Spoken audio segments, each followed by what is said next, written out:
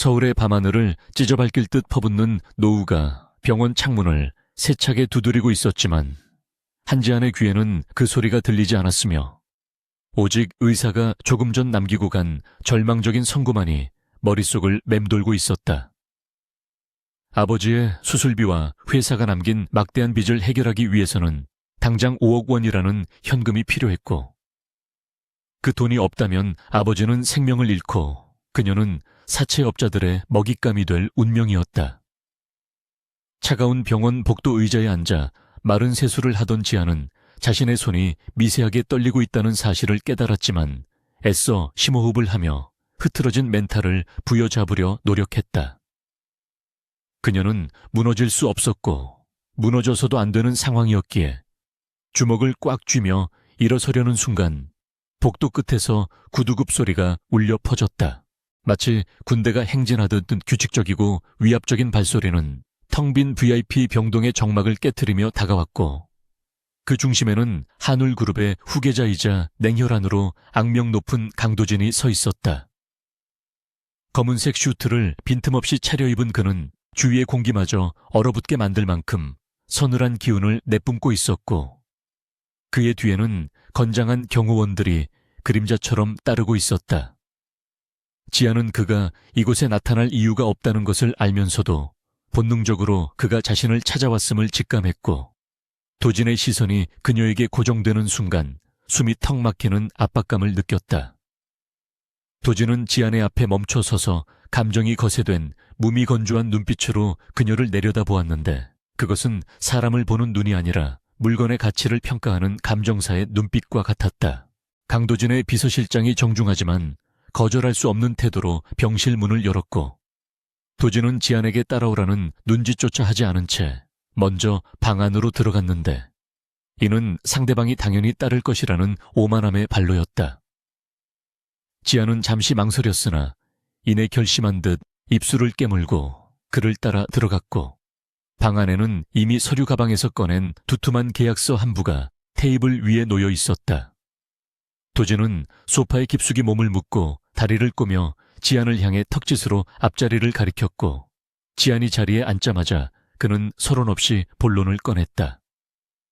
지금 당신이 처한 상황을 모두 파악하고 있으며 내가 제안하는 것은 단순한 구제가 아니라 철저한 비즈니스 거래라는 그의 목소리는 낮고 묵직하게 울려 퍼졌다.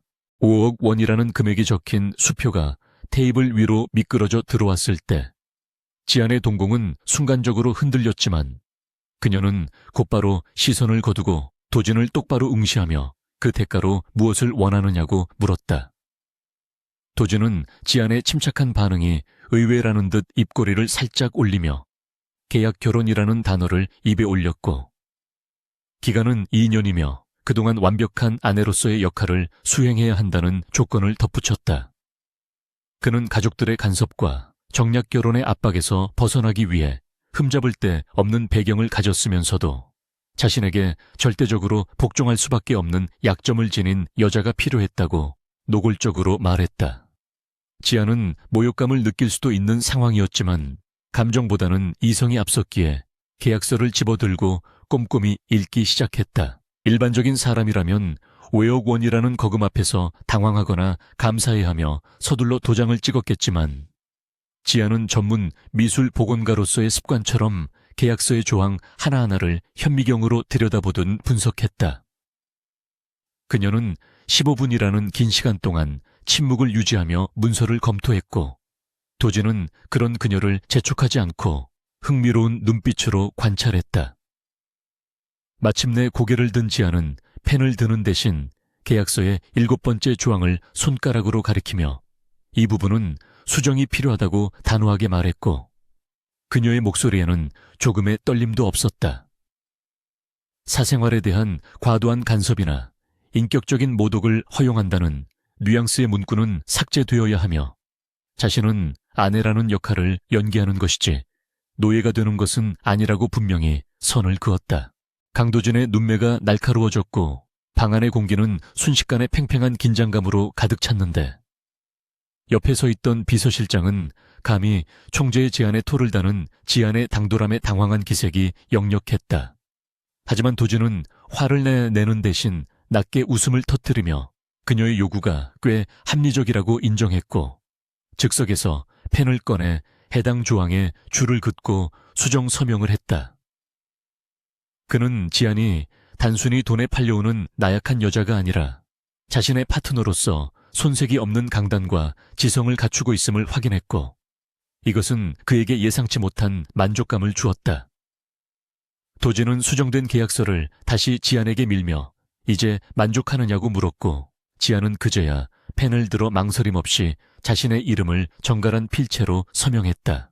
서명이 완료되는 순간 지안은 자신의 인생이 이전과는 완전히 다른 궤도로 진입했음을 뼈저리게 느꼈고 이제 그녀는 빚쟁이들에게 쫓기는 신세에서 대한민국 최고의 재벌가 안주인이라는 가면을 쓰게 되었다. 도진은 자리에서 일어나며 수표를 지안의 손에 쥐어주지 않고 테이블 위에 툭 던져두는 것으로 거래의 냉혹함을 다시 한번 상기시켰다. 그는 내일 아침 수행비서가 데리러 올 것이니 짐을 챙겨두라는 말을 남기고 뒤도 돌아보지 않은 채 병실을 빠져나갔고 지안은 그가 남긴 짙은 향수 냄새와 차가운 공기 속에 홀로 남겨졌다.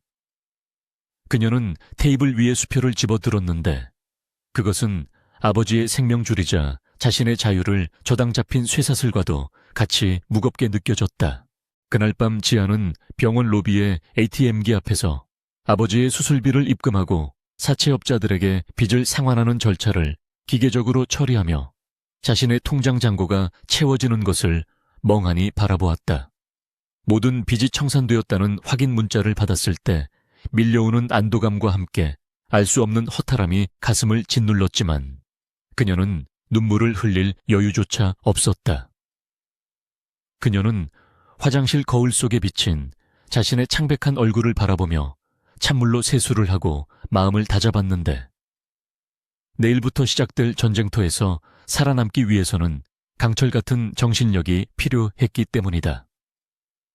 지안은 거울 속의 자신에게 너는 할 수 있다고 최면을 걸듯 속삭였고 젖은 머리카락을 쓸어 넘기며 병원을 나서는 그녀의 발걸음은 비장했다.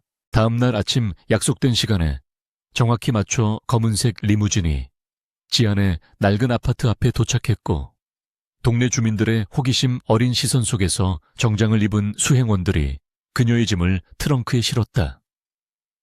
차 뒷좌석에는 이미 강도진이 태블릿 PC로 업무를 보며 앉아 있었고 지안이 차에 타도 그는 고개만 까딱할 뿐 별다른 인사를 건네지 않았다.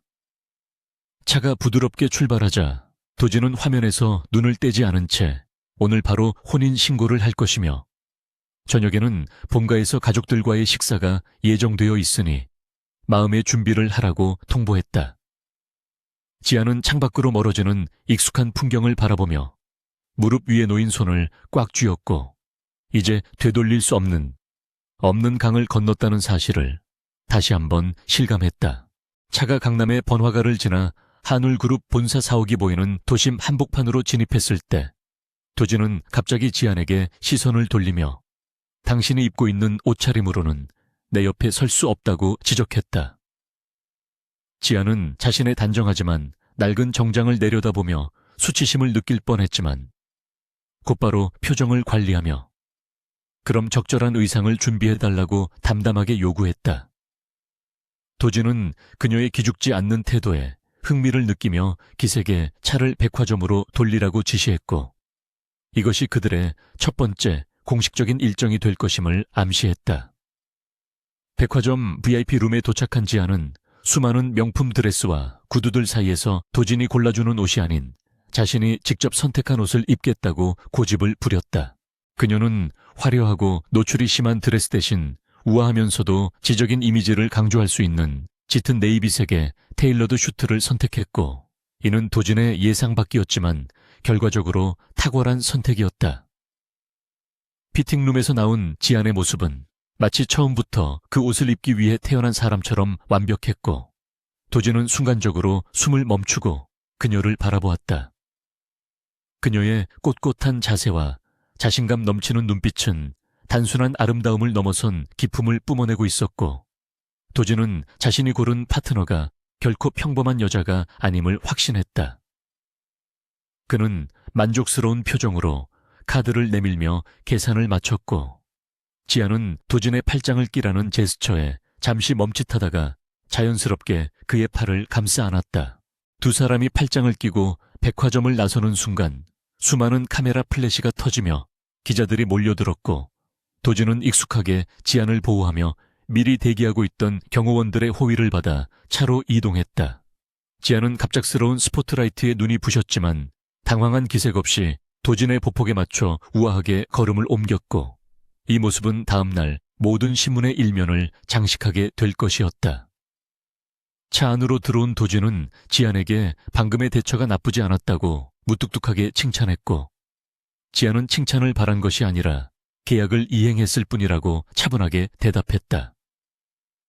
두 사람 사이에는 미묘한 기류가 흘렀고, 이것은 단순한 비즈니스 파트너 이상의 긴장감을 형성하며 앞으로 펼쳐질 결혼 생활이 결코 순탄치 않을 것임을 예고하고 있었다. 대한민국 상류사회에 이목이 집중된 강도진과 한지안의 결혼식은 세기의 이벤트라 불리며 화려하게 막을 올렸고, 식장인 한울 호텔 그랜드 볼룸은 수천 송이의 백합과 장미로 장식되어 현기증이 날 만큼 짙은 향기를 뿜어내고 있었다. 지아는 순백의 웨딩드레스를 입고 눈부신 조명을 받으며 버진 로드 위에 섰지만 그녀의 표정은 수줍은 신부의 그것이라기보다는 마치 중요한 프레젠테이션을 앞둔 전문가처럼 침착하고 냉철했다.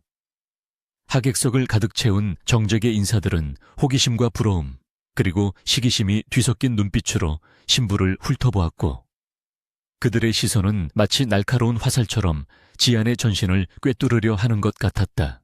강도준은 단상 위에서 완벽하게 재단된 턱시도를 입고 지안을 기다리고 있었는데, 그의 얼굴에는 대중을 위해 연출된 부드러운 미소가 걸려 있었지만 그 눈빛만은 여전히 시베리아의 바람처럼 차갑게 얼어붙어 있었다.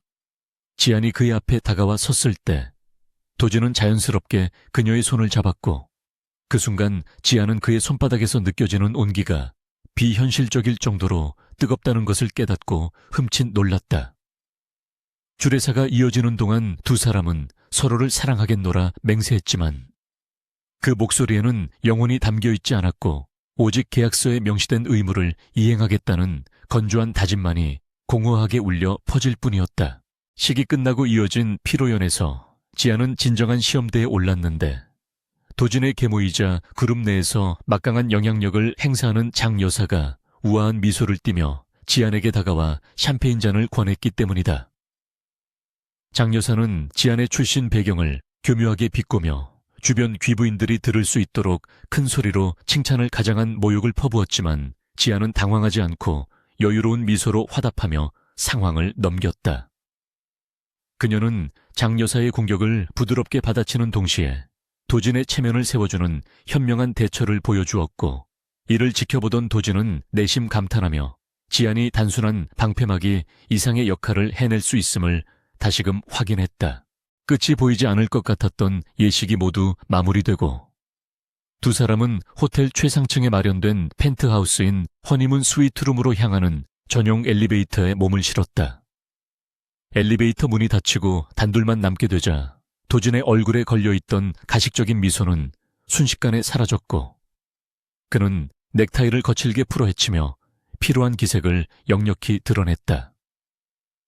그는 지안에게 시선조차 주지 않은 채 오늘 고생 많았다는 짧은 한마디를 던지고는 스마트폰을 꺼내 업무 내용을 확인하기 시작하며 철저하게 비즈니스 파트너로서의 거리를 유지했다. 스위트룸의 문이 열리자 서울의 야경이 파노라마처럼 펼쳐지는 거실이 드러났고, 테이블 위에는 웰컴 와인과 케이크가 놓여 있었지만 두 사람 사이에는 로맨틱한 분위기 대신 어색한 침묵만이 감돌았다.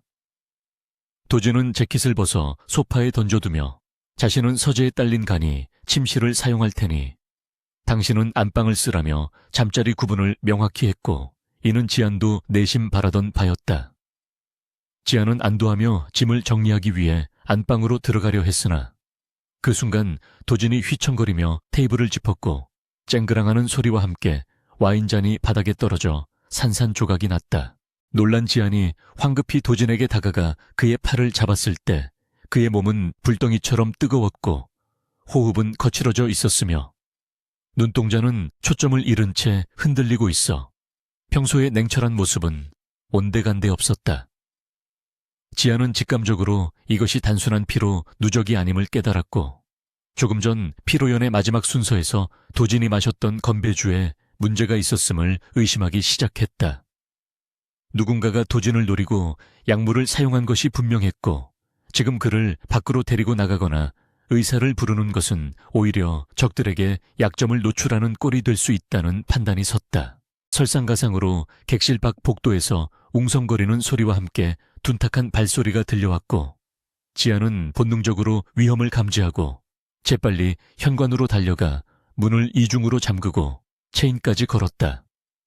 인터폰이 울리기 시작했지만 지아는 받지 않았고 도어스코프를 통해 밖을 내다보니 호텔 직원이 아닌 수상한 남성들이 문 앞을 서성이고 있는 모습이 보였다.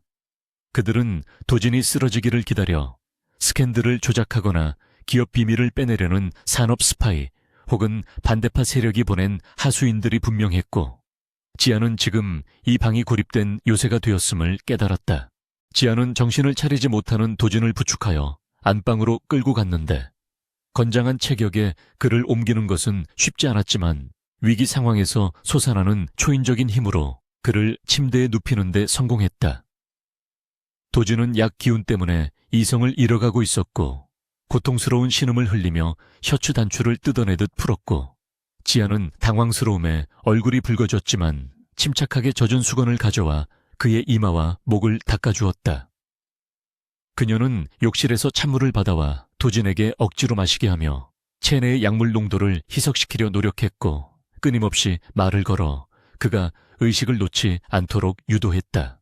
시간이 흐를수록 도진의 증상은 더욱 심각해졌고 그는 열기에 휩싸여 환각을 보는 듯 허공을 향해 손을 뻗거나 알 수 없는 이름을 부르며 괴로워했는데 이는 그가 짊어지고 있는 트라우마와 압박감이 얼마나 큰지를 짐작하게 했다. 지아는 밤새 그의 곁을 지키며 물수건을 갈아주고 식은땀을 닦아주었는데 도진이 갑자기 그녀의 손목을 강하게 낚아채며 침대 쪽으로 끌어당기는 바람에 중심을 잃고 그 위로 쓰러졌다.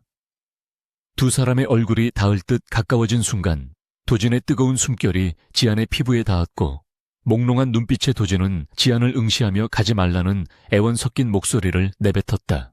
지안은 심장이 터질 듯 격렬하게 뛰는 것을 느꼈지만 그를 뿌리치지 않고 부드럽게 어깨를 토닥이며 아무데도 가지 않을 테니 안심하고 쉬라는 말로 그를 진정시켰다. 도진은 지안의 따뜻한 위로에 조금씩 안정을 되찾았고 그녀의 손을 꼭 잡은 채 깊은 잠에 빠져들었는데 그 모습은 마치 악몽에서 깨어난 어린아이처럼 연약해 보였다. 지아는 잡힌 손을 빼내려 했지만 도진의 악력이 너무 강해 포기하고 침대 옆 바닥에 앉아 불편한 자세로 밤을 지새우게 되었다.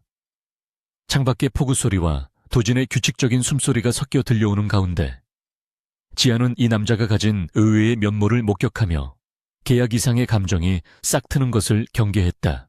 새벽녘이 되어서야 복도의 인기척이 완전히 사라졌고 도진의 열도 정상으로 돌아오기 시작했지만 지아는 긴장을 풀지 않은 채 뜬 눈으로 밤을 새우며 상황을 예의주시했다. 아침 햇살이 커튼 사이로 스며들 때쯤 도진이 무거운 눈꺼풀을 들어 올렸고 그는 낯선 천장을 바라보다가 이내 손에 느껴지는 온기의 정체를 확인하기 위해 고개를 돌렸다. 자신의 침대맡에 엎드려 잠든 지안의 모습과 헝클어진 머리카락 그리고 꽉 잡힌 채 붉게 자국이 남은 그녀의 손목을 보는 순간 지난밤의 기억이 파편처럼 떠올랐다. 도진은 자신이 약에 취해 추태를 부렸음에도 불구하고 지안이 도망치지 않고 자신을 지켜주었다는 사실에 큰 충격을 받았고 그녀가 단순히 돈을 보고 온 여자가 아니라는 것을 인정하지 않을 수 없었다. 그는 조심스럽게 자신의 손을 풀고 지안의 머리카락을 살짝 넘겨주며 잠든 그녀의 얼굴을 가만히 내려다보았는데 그 눈빛에는 전날의 차가움 대신 복잡한 감정이 서려 있었다. 그때 지안이 인기척을 느끼고 눈을 떴고 두 사람의 시선이 허공에서 얽히며 묘한 정적이 흘렀는데 이는 어색함보다는 서로에 대한 신뢰가 싹트기 시작한 순간의 고요함이었다. 도준은 헛기침을 하며 몸을 일으켰고 지안 역시 당황하며 자리에서 일어났지만 밤새 불편한 자세로 있었던 탓에 다리가 저려 휘청거렸고 도준은 반사적으로 팔을 뻗어 그녀를 부축했다. 괜찮냐고 묻는 도준의 목소리는 여전히 무뚝뚝했지만 그 안에는 이전에는 없었던 배려가 담겨 있었고 지아는 괜찮다고 대답하며 황급히 몸을 추스르고 욕실로 도망치듯 들어갔다. 욕실 거울 속에 비친 자신의 얼굴은 엉망이었지만 눈빛만은 생기로 반짝이고 있었고 지아는 찬물로 세수를 하며 붉어진 볼을 식혔다. 한편 거실로 나온 도준은 비서실장에게 전화를 걸어 지난밤 호텔 보안 상황과 연 회장 CCTV를 확보하라고 지시하며 목소리에 서늘한 분노를 담았다. 그는 자신을 노린 자들이 누구인지 짐작하고 있었고 감히 자신의 결혼식 날 이런 짓을 벌인 대가를 치르게 해주겠다고 다짐하며 주먹을 꽉 쥐었다. 욕실에서 나온 지아는 단정한 모습으로 돌아와 있었고 도진은 그녀에게 다가가 어젯밤 일에 대해 고맙다는 말을 짧고 간결하게 전했다. 지아는 계약서에 명시된 아내로서의 의무를 다했을 뿐이라며 선을 그었지만 도진은 그녀의 말이 진심이 아님을 알 수 있었고 그녀에게 아침 식사를 같이 하자는 제안을 건넸다. 룸서비스로 도착한 아침 식탁에서 두 사람은 전날과는 달리 소소한 대화를 나누기 시작했고 도진은 지안이 경제신문을 읽으며 날카로운 분석을 내놓는 모습에 또 한 번 놀랐다. 그녀는 단순히 미술품을 복원하는 기술자가 아니라 기업의 흐름을 읽고 재무제표를 분석할 줄 아는 식견을 갖추고 있었고 이는 도진에게 그녀가 훌륭한 파트너가 될 수 있다는 확신을 심어주었다. 식사를 마친 후 도진은 지안에게 오늘부터 공식적인 일정이 시작될 것이며 특히 자신의 가족들을 상대할 때 각별히 조심해야 한다고 조언했고 지안은 이미 각오가 되어 있다고 자신 있게 대답했다. 두 사람이 호텔을 나서려 할 때 로비에는 이미 수많은 기자들이 진을 치고 있었고 도진은 지안의 어깨를 감싸 안으며 그녀를 보호하는 제스처를 취했다. 이것은 연출된 행동이기도 했지만 지난밤의 사건 이후 생긴 본능적인 보호 본능이기도 했으며 지안 역시 그의 품에 자연스럽게 기대며 카메라를 향해 미소를 지었다. 차에 오른 두 사람은 본가로 향했고 차 안의 공기는 어제보다 한결 부드러워져 있었지만 창밖으로 보이는 풍경은 앞으로 다가올 폭풍우를 예고하듯 흐려지고 있었다. 도진은 태블릿을 보던 시선을 거두고 창밖을 응시하며 조용히 입을 열었는데 앞으로 당신이 겪게 될 일들은 상상 이상으로 험난할 것이며 자신이 모두 막아줄 수는 없다고 경고했다. 지아는 그 말을 듣고 조용히 미소 지으며 자신은 온실 속의 화초가 아니라 비바람을 맞고 자란 들꽃이니 걱정하지 말라고 대답해 도진을 다시 한번 침묵하게 만들었다.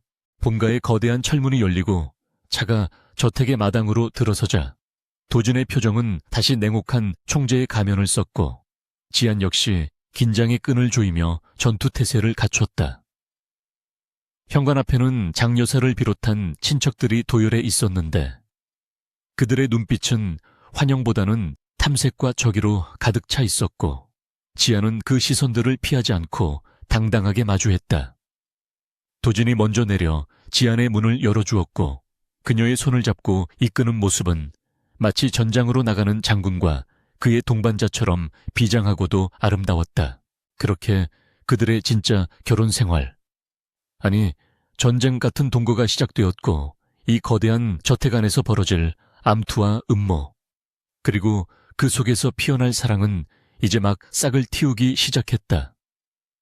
지아는 도진의 손을 꽉 잡으며 마음속으로 다짐했는데 그것은 이 남자와 함께라면 어떤 시련도 이겨낼 수 있을 것 같다는 막연하지만 강렬한 예감이었다. 현관문을 들어서는 두 사람의 뒷모습은 길게 그림자를 드리웠고 닫히는 문틈 사이로 보이는 그들의 맞잡은 손은 그 무엇보다 견고해 보였다. 한울그룹 본가에 육중한 현관문이 닫히는 순간 한지아는 마치 거대한 진공관 속에 갇힌 듯 단 숨막히는 압박감을 느꼈지만 겉으로는 표정 하나 바꾸지 않고 고개를 꼿꼿이 세웠다. 집안의 고용인들은 일사불란하게 움직이며 두 사람을 맞이했지만 그들의 눈빛에는 새로운 안주인에 대한 존경심보다는 호기심과 경멸이 뒤섞인 묘한 기류가 흐르고 있었다. 도진의 계모인 장 여사는 거실 소파 정중앙에 앉아 차를 마시고 있었는데 그녀는 며느리가 들어왔음에도 불구하고 찻잔을 내려놓지 않은 채 눈길조차 주지 않는 것으로 기선을 제압하려 했다. 도진이 불쾌한 기색을 드러내며 어머니라고 불렀을 때야 비로소 장 여사는 천천히 고개를 돌려 지안을 위아래로 훑어보았는데 그 시선은 마치 해부학 교실의 시신을 대하는 듯 차갑고 건조했다. 장 여사는 찻잔을 소리나게 내려놓으며 돈 5억 원에 팔려온 며느리라 그런지 인사성도 돈의 액수만큼이나 가벼운 모양이라며 비꼬았고 그 말은 거실에 있던 모든 고용인들이 들을 수 있을 만큼 또렷했다. 지안은 모욕감에 얼굴을 붉히는 대신 우아하게 허리를 숙여 절도 있는 인사를 올리며 가문의 격식에 맞는 예의를 갖추었을 뿐이라고 차분하게 대답했다. 그녀의 목소리는 높지도 낮지도 않은 적당한 톤을 유지했고 이는 장 여사의 예상 밖 반응이었기에 순간적으로 장 여사의 눈썹이 꿈틀거렸다. 도진은 지안이 당황하거나 울먹일 것이라 예상하고 방어할 준비를 하고 있었으나 그녀의 침착한 대응에 내심 감탄하며 한 발 물러서서 상황을 관찰하기로 했다. 식사 자리는 더욱 가시방석 같았는데 장 여사는 셰프가 준비한 프랑스 요리에 복잡한 식사 예절을 지안이 모를 것이라 단정하고 일부러 까다로운 코스 요리를 주문해둔 상태였다. 그러나 지안은 미술복원 전문가로서 해외 유수의 갤러리 관계자들과 교류하며 익힌 완벽한 테이블 매너를 선보였고 나이프와 포크를 다루는 그녀의 손길은 물 흐르듯 자연스러웠다. 장 여사는 음식의 재료와 조리법에 대해 불어로 셰프에게 질문을 던지며 지안을 소외시키려 했으나 지안은 셰프의 설명을 듣고 유창한 불어로 와인 페어링에 대한 의견까지 덧붙여 장 여사의 말문을 막히게 했다. 식사가 끝난 후 장 여사는 자신의 사교 모임 멤버들을 집으로 초대해 두었는데 이는 명목상 며느리를 소개하는 자리였지만 실상은 상류층 부인들을 동원해 지안을 조리돌림하려는 의도가 다분했다. 거실을 가득 메운 화려한 차림의 부인들은 지안의 수수한 차림새와 집안 배경을 들먹이며 교양 없는 질문들을 쏟아냈고 마치 동물원의 원숭이를 구경하듯 그녀를 대했다. 한 부인이 지안에게 친정에서는 이런 고급 차를 마셔본 적이 없겠다고 비아냥거리자 지안은 찻잔의 문양과 도자기의 연대를 정확히 짚어내며 이 찻잔은 진품이 아니라 모조품인 것 같다고 정중하게 지적했다. 순간 거실에는 찬물을 끼얹은 듯한 정적이 흘렀고 장 여사의 얼굴은 불그락푸르락해졌는 사실 그 찻잔 세트는 장 여사가 골동품 상에게 속아서 비싼 값에 사들인 가짜였기 때문이다. 지안은 찻잔 밑바닥의 미세한 균열과 유약의 색깔 차이를 전문적인 지식으로 설명하며 진품과 가품을 구별하는 법을 조목조목 짚어주었고 부인들은 지안의 해박한 지식에 압도되어 입을 다물었다. 미술품과 골동품에 대한 지안의 전문성은 단순히 책에서 배운 것이 아니라 수년간 현장에서 다져진 실력이었기에 그 누구도 반박할 수 없는 권위를 가지고 있었다. 이 광경을 2층 난간에서 지켜보고 있던 도진은 입가에 번지는 미소를 숨길 수 없었는데 그는 지안이 단순히 방패막이가 아니라 날카로운 창이 되어 자신을 대신해 싸워줄 수 있음을 확신했다. 그는 계단을 천천히 내려가며 박수를 쳤고 당황한 부인들과 분노한 장 여사 사이를 가로질러 지안의 곁으로 다가가 그녀의 허리를 감싸 안았다. 도준은 아내의 안목이 탁월하지 않냐며 장 여사를 향해 짐짓 놀라운 척 물었고 장 여사는 자존심에 큰 상처를 입고 부들부들 떨며 아무 대꾸도 하지 못했다. 도준은 부인들에게 정중히 축가행령을 내렸고 손님들이 모두 돌아간 뒤 텅 빈 거실에는 팽팽한 긴장감만이 남았는데 장 여사는 분을 참지 못하고 소리를 지르며 자신의 방으로 올라가 버렸다. 지안은 그제야 긴장이 풀린 듯 작게 한숨을 내쉬었지만 도진은 그녀의 어깨를 잡고 돌렸으며 오늘 정말 훌륭했다고 진심 어린 칭찬을 건넸다.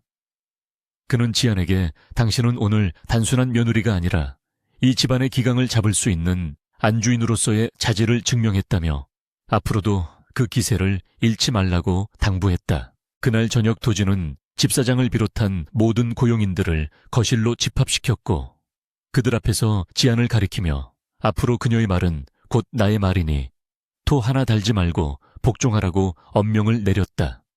그는 지안이 불편해하거나 무시당하는 일이 발생할 경우 그 책임을 물어 전원 해고할 것이라고 경고했고 고용인들은 도진의 서슬 퍼런 기세에 눌려 고개를 숙이고 복종을 맹세했다. 지안은 도진의 예기치 못한 비회 가슴 한구석이 따뜻해지는 것을 느꼈지만 이것이 계약관계를 원활하게 유지하기 위한 전략일 것이라 생각하며 애써 설레는 마음을 눌렀다.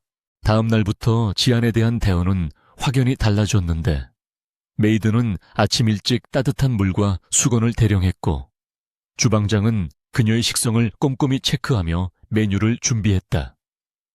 도진은 출근하기 전 지안에게 신용카드를 건네며 필요한 것이 있으면 가격표를 보지 말고 사라고 말했고 집안의 인테리어가 마음에 들지 않으면 원하는 대로 바꾸라고 권한을 위임했다.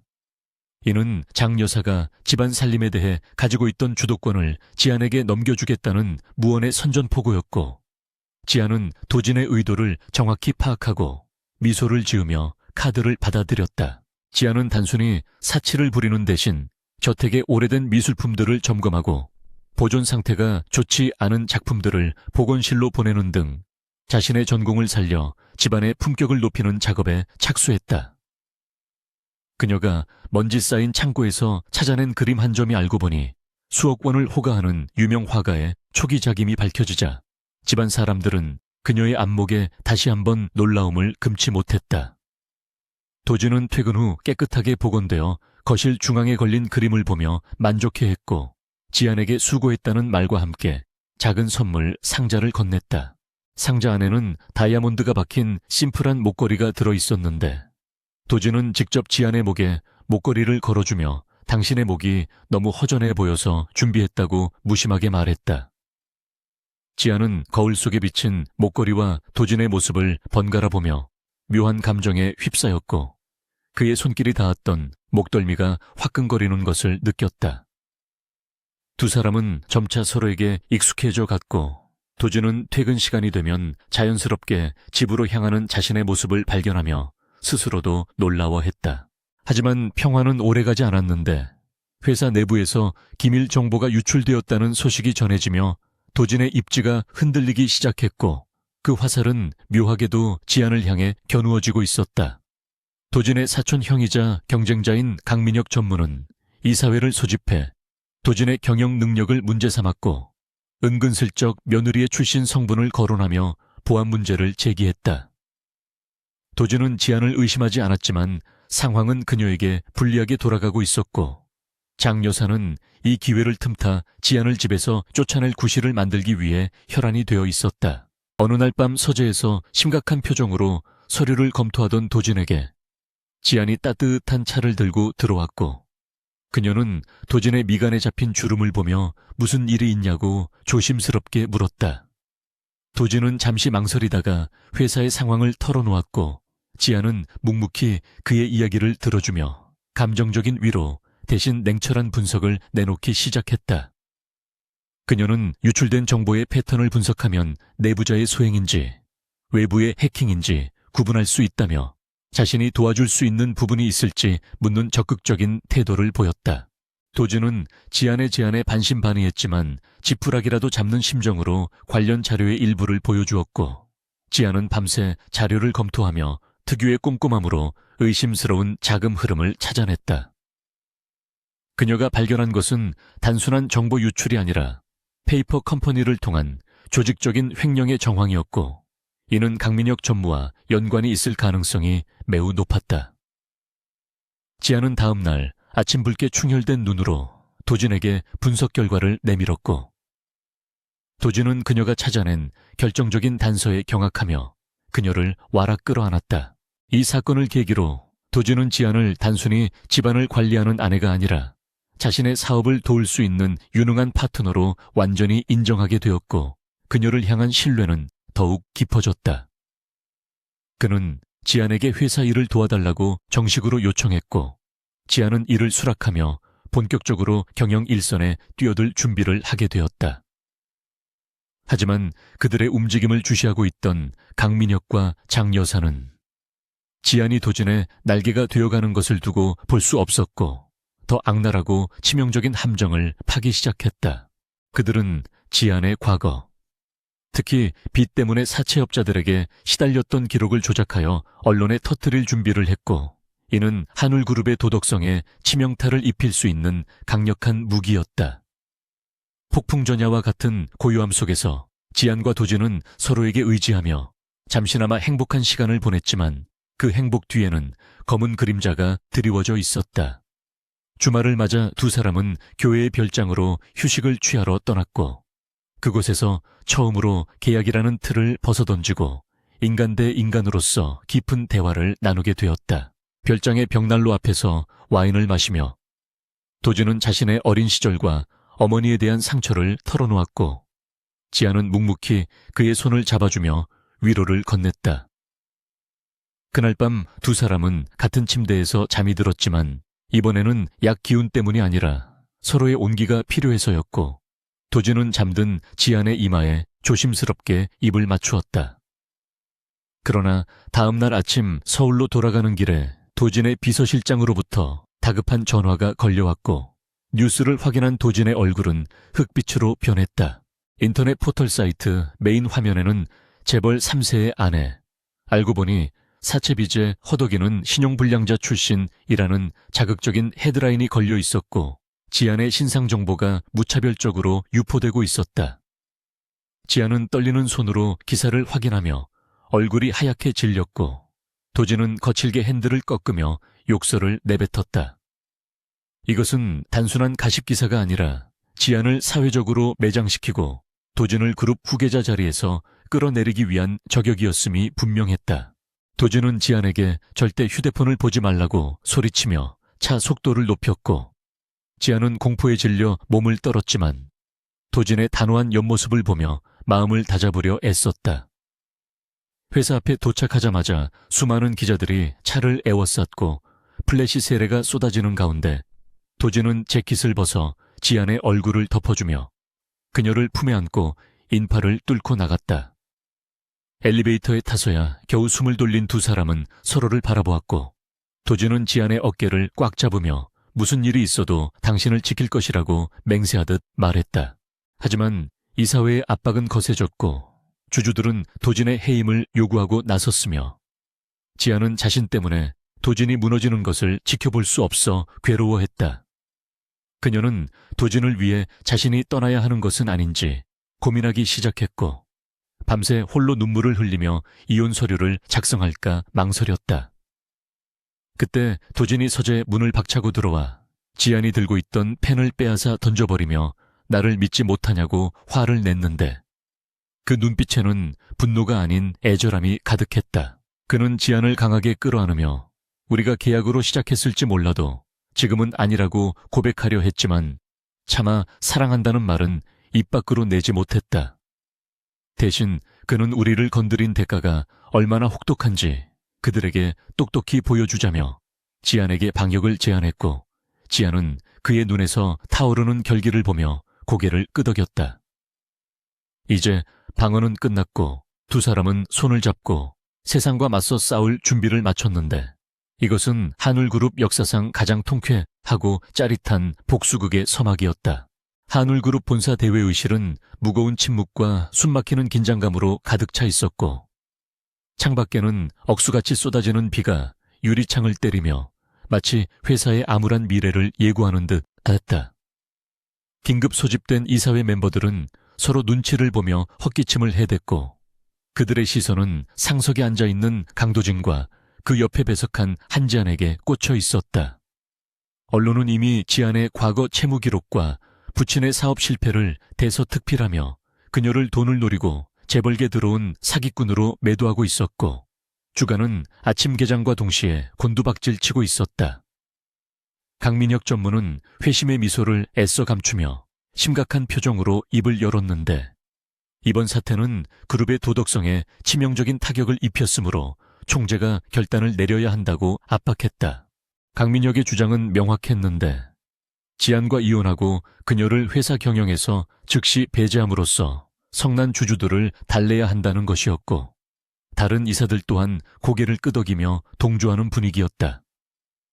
그들은 지안이 빚을 갚기 위해 경쟁사의 신제품 디자인과 입찰 정보를 팔아넘겼다는 찌라시 내용을 기정사실화하며 그녀를 잠재적인 산업 스파이로 몰아세우고 있었다.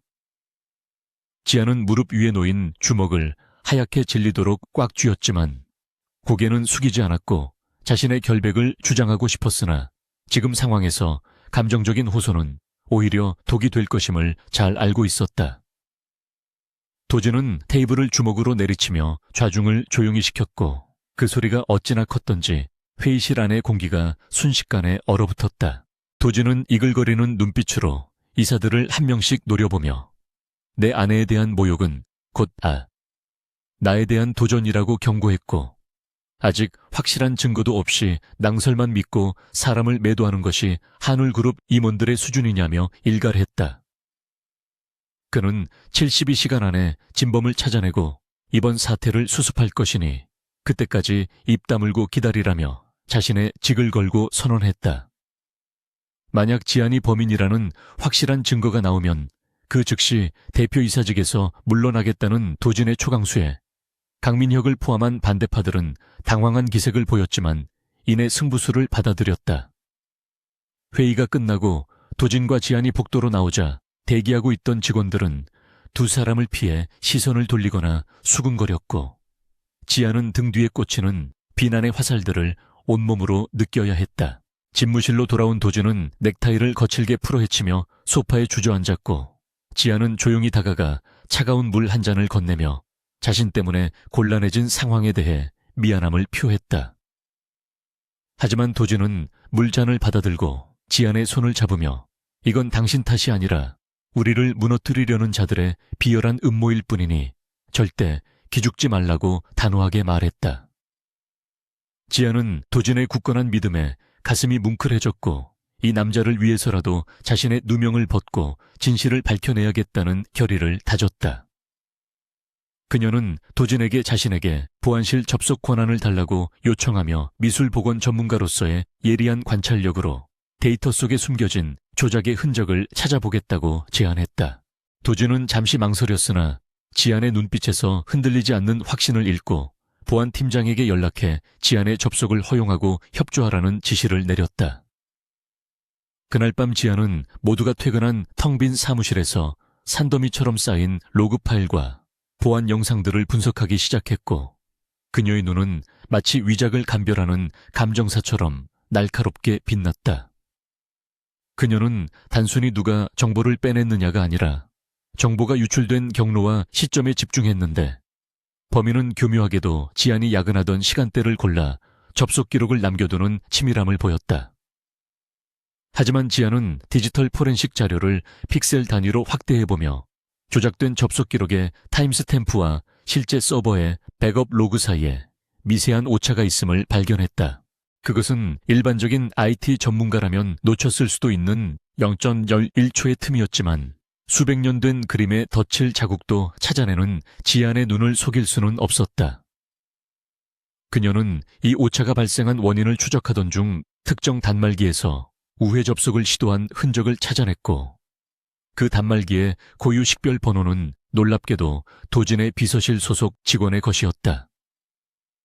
그 직원은 평소 성실하고 조용하여 누구의 의심도 사지 않았던 인물이었기에 충격은 더 컸고, 지안은 배신감이 들었지만 감정을 억누르고 더 깊이 파고들었다. 그녀는 해당 직원의 최근 금융거래 내역과 통화 기록을 확보하기 위해 도진의 도움을 받아 사설 탐정에게 조사를 의뢰했고, 새벽 3시가 넘어서야 결정적인 단서를 손에 쥘 수 있었다. 그 직원의 계좌로 출처를 알 수 없는 거액이 입금된 시점은 바로 정보가 유출된 날과 일치했고, 입금자는 유령 법인 명의였으나 그 법인의 주소지가 강민혁 전무의 처가 소유 건물이었다. 모든 퍼즐 조각이 맞춰지는 순간 지안은 전율을 느꼈고 이 사실을 도진에게 알리기 위해 급히 인터폰을 들었으나 순간 사무실의 전기가 모두 꺼지며 암흑천지가 되었다. 정전인가 싶어 창밖을 내다보았지만 주변 건물들은 여전히 불을 밝히고 있었고 오직 지안이 있는 층만 어둠에 잠겨 있다는 사실에 등골이 서늘해졌다.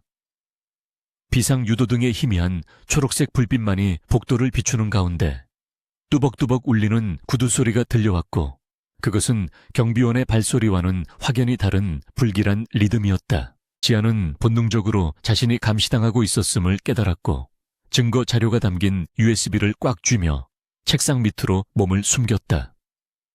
사무실 문이 끼익 소리를 내며 열렸고 손전등 불빛이 사무실 내부를 이리저리 훑으며 지안이 앉아있던 자리로 다가왔다. 침입자는 검은 마스크와 모자로 얼굴을 가리고 있었지만 체격으로 보아 남성이 분명했고 그의 손에는 둥이처럼 보이는 물건이 들려 있었다. 지안은 숨소리조차 내지 않으려 입을 틀어막았지만 심장 박동 소리가 너무 커서 금방이라도 들킬 것만 같아 공포에 떨었다. 침입자는 책상 위에 컴퓨터 모니터가 아직 따뜻한 것을 확인하고는 입가에 비릿한 미소를 지으며 쥐새끼가 어디 숨었나 찾아보자며 낮게 중얼거렸다. 지안은 책상 아래 좁은 공간에서 필사적으로 탈출구를 모색했는데 반대편 문으로 나가려면 침입자의 시선을 따돌려야만 했다. 그녀는 책상 위에 놓여있던 무거운 크리스털 문진을 집어들어 반대쪽 구석을 향해 힘껏 던졌고 쨍그랑하는 소리와 함께 유리창이 깨지자 침입자는 반사적으로 그쪽으로 몸을 돌렸다.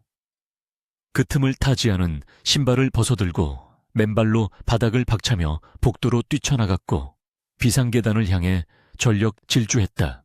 뒤늦게 속았음을 깨달은 침입자가 욕설을 내뱉으며 뒤따라왔고 계단을 내려가는 지안의 발소리와 추격자의 거친 숨소리가 어우러져 긴박감을 고조시켰다. 지안은 20층이 넘는 계단을 쉴 새 없이 내려가며 다리가 풀릴 뻔했지만 여기서 잡히면 모든 것이 끝장이라는 생각에 이를 악물고 버텼다.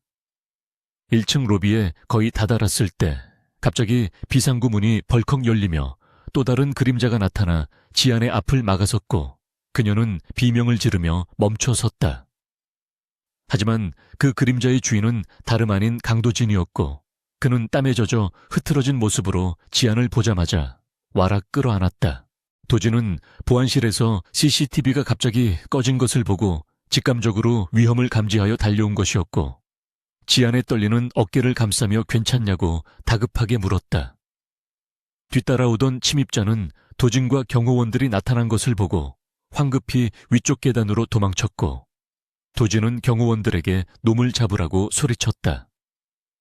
지안은 도진의 품 안에서 안도감에 다리가 풀려 주저앉을 뻔했지만 도진이 단단히 그녀를 지탱해 주었고 그녀는 떨리는 손으로 주머니 속에 USB를 꺼내 도진에게 건넸다. 이 안에 모든 증거가 있다며 범인은 강민혁 전무와 비서실 직원 김대리라고 말하는 지안의 목소리는 가늘게 떨리고 있었지만 눈빛만은 확신에 차 있었다. 도진은 USB를 받아들고 지안의 얼굴을 감싸쥐며 이렇게 위험한 짓을 왜 혼자 했냐고 화를 냈지만 그 화는 걱정과 사랑에서 비롯된 것임을 알기에 지안은 엷은 미소를 지을 수 있었다. 두 사람은 다시 펜트하우스로 돌아왔고 도진은 지안의 발바닥에 난 상처를 직접 소독해주며 침묵을 지켰는데 그 침묵 속에는 강민혁에 대한 끓어오르는 분노가 담겨 있었다. 지안은 도진에게 이제 우리가 방역할 차례라고 말하며 김대리를 먼저 확보하여 자백을 받아내야 한다고 전략을 제시했다. 도진은 지안의 말에 동의하며 김대리가 내일 새벽 해외로 도피하려 한다는 정보를 입수했으니 공항에서 그를 낚아채야 한다고 덧붙였다. 다음날 새벽 인천공항 출국장. 구석에서 불안한 표정으로 주위를 살피던 김대리 앞에 건장한 사내들이 나타나 그의 앞을 가로막았다. 김대리는 도망치려 했으나 이미 퇴로가 차단된 상태였고 사내들 사이로 강도진이 천천히 걸어 나오자 그는 사색이 되어 자리에 주저앉았다. 도진은 김대리를 공항 VIP 라운지에 밀실로 데려가 USB에 담긴 증거 자료를 들이밀며 네가 살 길은 오직 하나뿐이라고 차갑게 말했다.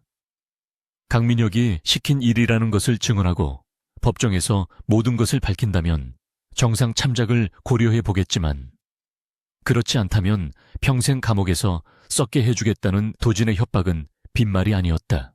김대리는 강민혁이 자신을 버리고 꼬리 자르기를 할 것이라는 불안감에 시달리던 차에 도진의 제안을 받고 결국 무너져 내리며 모든 것을 자백하기 시작했다. 그는 강민혁이 지안의 빈 문제를 어떻게 알아냈는지, 그리고 정보를 유출하고 지안에게 뒤집어 씌우기 위해 어떤 조작을 했는지 낱낱이 털어놓았다. 도진은 녹음기를 켜고 그의 자백을 모두 기록했고 옆에 있던 지안은 김대리에게 당신이 훔친 것은 단순한 정보가 아니라 한 사람의 인생과 명예였다고 조용하지만 뼈있는 일침을 가했다. 김대리는 지안의 눈을 똑바로 쳐다보지 못하고 고개를 떨구며 눈물을 흘렸지만 이미 엎질러진 물이었다.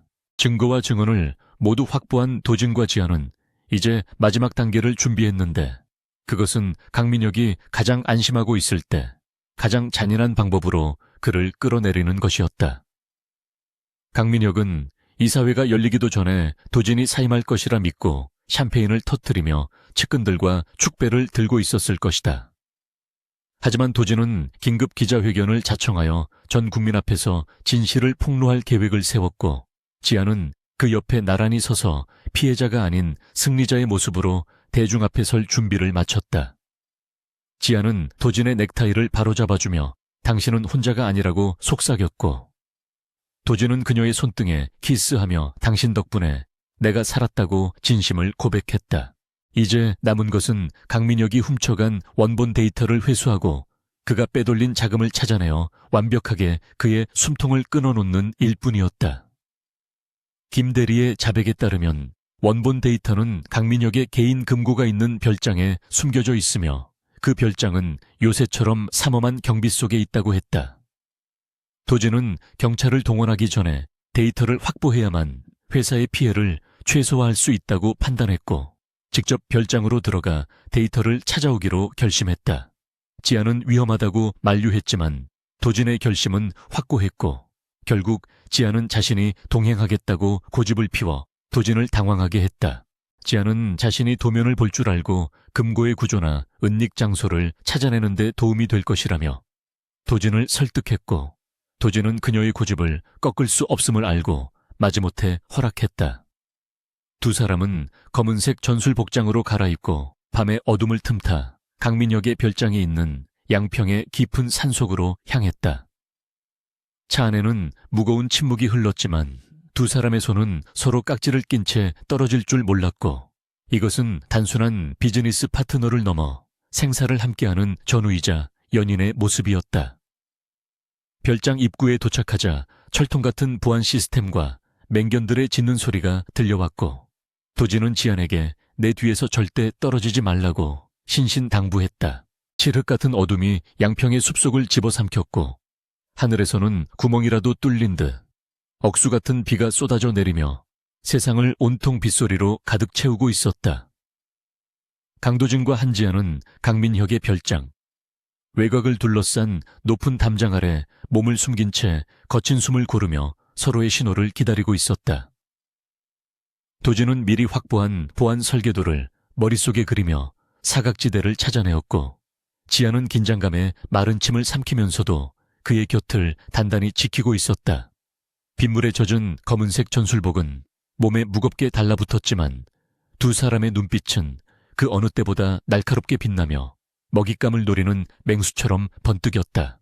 도진이 손가락으로 담장 너머에 감시 카메라 회전 주기를 가리키며 셋을 세자 두 사람은 민첩하게 몸을 날려 담장을 넘었고 그 동작은 훈련받은 요원처럼 군더더기가 없었다. 정원에 착지하자마자 맹견들이 낌새를 채고 짖으려 했으나 도진이 미리 준비해온 마취총을 발사하여 순식간에 잠재웠고 모든 과정은 몇 초 안에 이루어졌다. 빗소리가 그들의 발소리를 감추어 주었지만 별장 곳곳을 비추는 서치라이트는 여전히 위협적이었기에 그들은 정원수 그림자 사이로 이동하며 본관 건물로 접근했다. 지아는 도면상에는 존재하지 않는 별관 쪽 통로가 의심스럽다고 속삭였고, 도준은 그녀의 직감을 믿고 방향을 틀어 별관 뒤쪽에 배수구 근처로 향했다. 지안의 예상대로 배수구 옆에는 교묘하게 위장된 비상문이 있었는데 잡초와 덩굴로 가려져 있어 일반적인 시선으로는 절대 발견할 수 없는 위치에 자리 잡고 있었다. 도준은 휴대용 전자 해독기를 꺼내 도어락의 암호를 풀기 시작했고, 지아는 망을 보며 혹시 모를 경비병의 접근을 경계했다. 띠리릭 하는 소리와 함께 문이 열리자 습하고 퀴퀴한 냄새가 훅 끼쳐왔고, 두 사람은 어둠 속으로 몸을 던지듯 들어갔다. 내부는 미로처럼 복잡한 지하 통로로 연결되어 있었는데, 이는 강민혁이 비자금을 숨기거나 은밀한 만남을 가질 때 사용하는 비밀 통로임이 분명했다.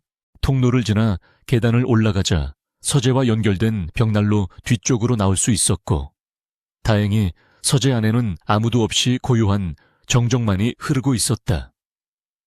지아는 펜트하우스에서 가져온 소형 손전등을 켜고 벽면을 비추며 강민혁의 금고가 숨겨져 있을 만한 공간을 탐색하기 시작했다. 그녀는 미술관의 수장고를 설계하고 관리했던 경험을 바탕으로 공간의 비례가 맞지 않는 벽면을 찾아내었고, 책장 뒤에 숨겨진 여유 공간이 있음을 확신했다. 지안이 책장의 세 번째 칸에 놓인 조각상을 살짝 비틀자 묵직한 기계음과 함께 책장이 갈라지며 육중한 강철 금고가 모습을 드러냈다. 도준은 김 대리에게서 받아낸 정보와 자신의 추측을 조합하여 금고 비밀번호를 입력했지만 첫 번째 시도는 실패로 돌아갔고, 붉은 경고등이 깜박이며 긴장감을 고조시켰다. 기회는 단 2번 더 남아있었고, 만약 3번 모두 틀린다면 경보 시스템이 작동하여 별장 전체에 사이렌이 울리고 경찰이 출동할 것이 뻔했다. 도진의 이마에 식은땀이 흘러내리는 것을 본 지아는 잠시 멈추라고 손짓하며 강민혁이라면 자신이 가장 집착하는 숫자를 비밀번호로 설정했을 것이라고 조언했다. 그녀는 강민혁이 평소 미신을 맹신하며 자신의 생일과 회사가 상장된 날짜를 조합해 부적처럼 여긴다는 사실을 기억해내었고, 새로운 조합을 제시했다. 도준은 지안의 말을 믿고 떨리는 손가락으로 숫자를 눌렀고, 마침내 찰칵하는 경쾌한 소리와 함께 금고의 잠금 장치가 해제되며 육중한 문이 열렸다. 금고 안에는 예상대로 횡령 장부와 이중 계약서, 그리고 원본 데이터가 담긴 하드디스크가 보물처럼 쌓여 있었고, 두 사람은 환희의 눈빛을 교환했다. 도진이 서둘러 하드디스크와 서류들을 방수 가방에 챙겨 넣는 동안 지아는 금고 안쪽에 숨겨진 작은 USB 하나를 더 발견하고 본능적으로 주머니에 챙겨 넣었다. 모든 증거를 확보하고 나가려던 찰나 서재 밖 복도에서 웅성거리는 소리와 함께 다급한 발소리가 가까워지기 시작했다. 누군가 CCTV를 통해 서재의 이변을 감지한 것이 분명했고, 도진은 지안에게 가방을 넘기며 먼저 비밀 통로로 빠져나가라고 다급하게 명령했다. 지안은 고개를 저으며 함께 가야 한다고 버텼지만 도진은 그녀를 강하게 밀치며 당신이 잡히면 모든 게 끝이니 제발 내 말대로 하라고 소리쳤다. 그 순간 서재 문이 박살나듯 열리며 무장한 사설 경비원들이 들이닥쳤고, 도진은 지안을 벽난로 뒤쪽으로 밀어넣고 문을 닫아버렸다. 지안은 닫히는 문틈 사이로 도진이 경비원들을 향해 몸을 날리는 모습을 마지막으로 보았고, 어둠 속에 홀로 남겨졌다. 벽난로 뒤 좁은 통로에 갇힌 지안은 밖에서 들려오는 격렬한 타격음과 고함 소리에 가슴이 찢어질 듯 아팠지만 지금은 도진의 희생을 헛되이 하지 않는 것이 최우선이었다. 그녀는 가방을 품에 안고 어둠 속을 더듬으며 출구를 향해 달렸지만 통로 중간에서 갑자기 튀어나온 또 다른 경비원과 마주치고 말았다. 경비원은 비릿한 웃음을 흘리며 지안의 머리채를 휘어잡았고, 지안은 고통의 비명을 지르며 바닥으로 내동댕이 쳐졌다. 그녀는 필사적으로 저항하며 주변에 있는 낡은 파이프를 집어들어 경비원의 정강이를 가격했지만 건장한 남자의 힘을 당해내기에는 역부족이었다. 경비원은 지안을 벽으로 밀어붙이며 가방을 빼앗으려 했고, 지아는 끝까지 가방을 놓지 않기 위해 안간힘을 쓰며 그의 팔을 물어뜯었다. 남자가 욕설을 내뱉으며 주먹으로 지안의 얼굴을 가격하려는 순간 지안은 품속에 있던 호신용 스프레이를 꺼내 그의 눈을 향해 분사했다. 남자가 비명을 지르며 얼굴을 감싸쥐고 뒹구는 사이 지안은 비틀거리며 일어나 다시 달리기 시작했지만 발목을 접질려 속도를 낼 수가 없었다.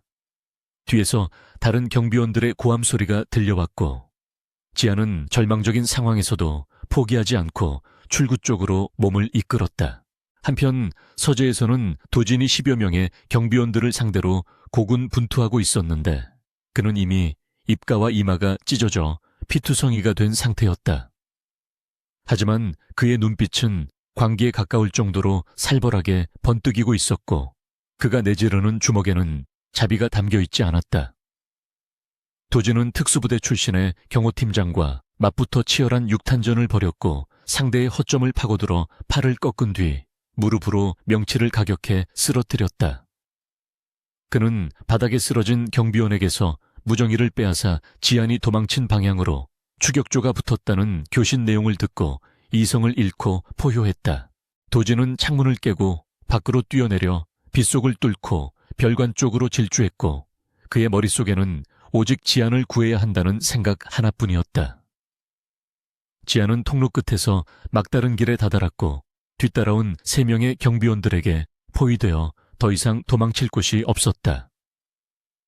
경비원 중 하나가 칼을 꺼내들며 위협적으로 다가오자 지안은 뒷걸음질치다 벽에 등을 기대고 공포에 질린 눈으로 그들을 바라보았다.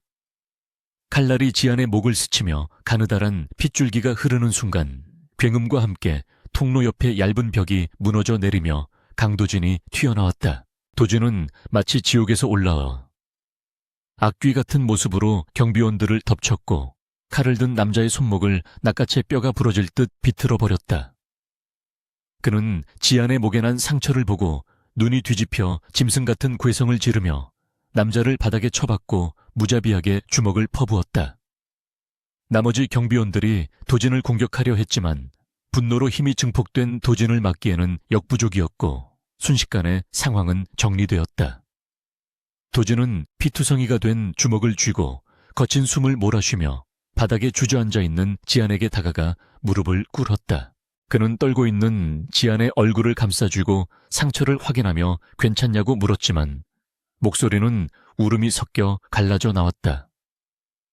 지안은 도진의 엉망진창이 된 얼굴을 보며 눈물을 터뜨렸고 도진은 그녀를 품에 꽉 끌어안으며 늦어서 미안하다고 끊임없이 속삭였다.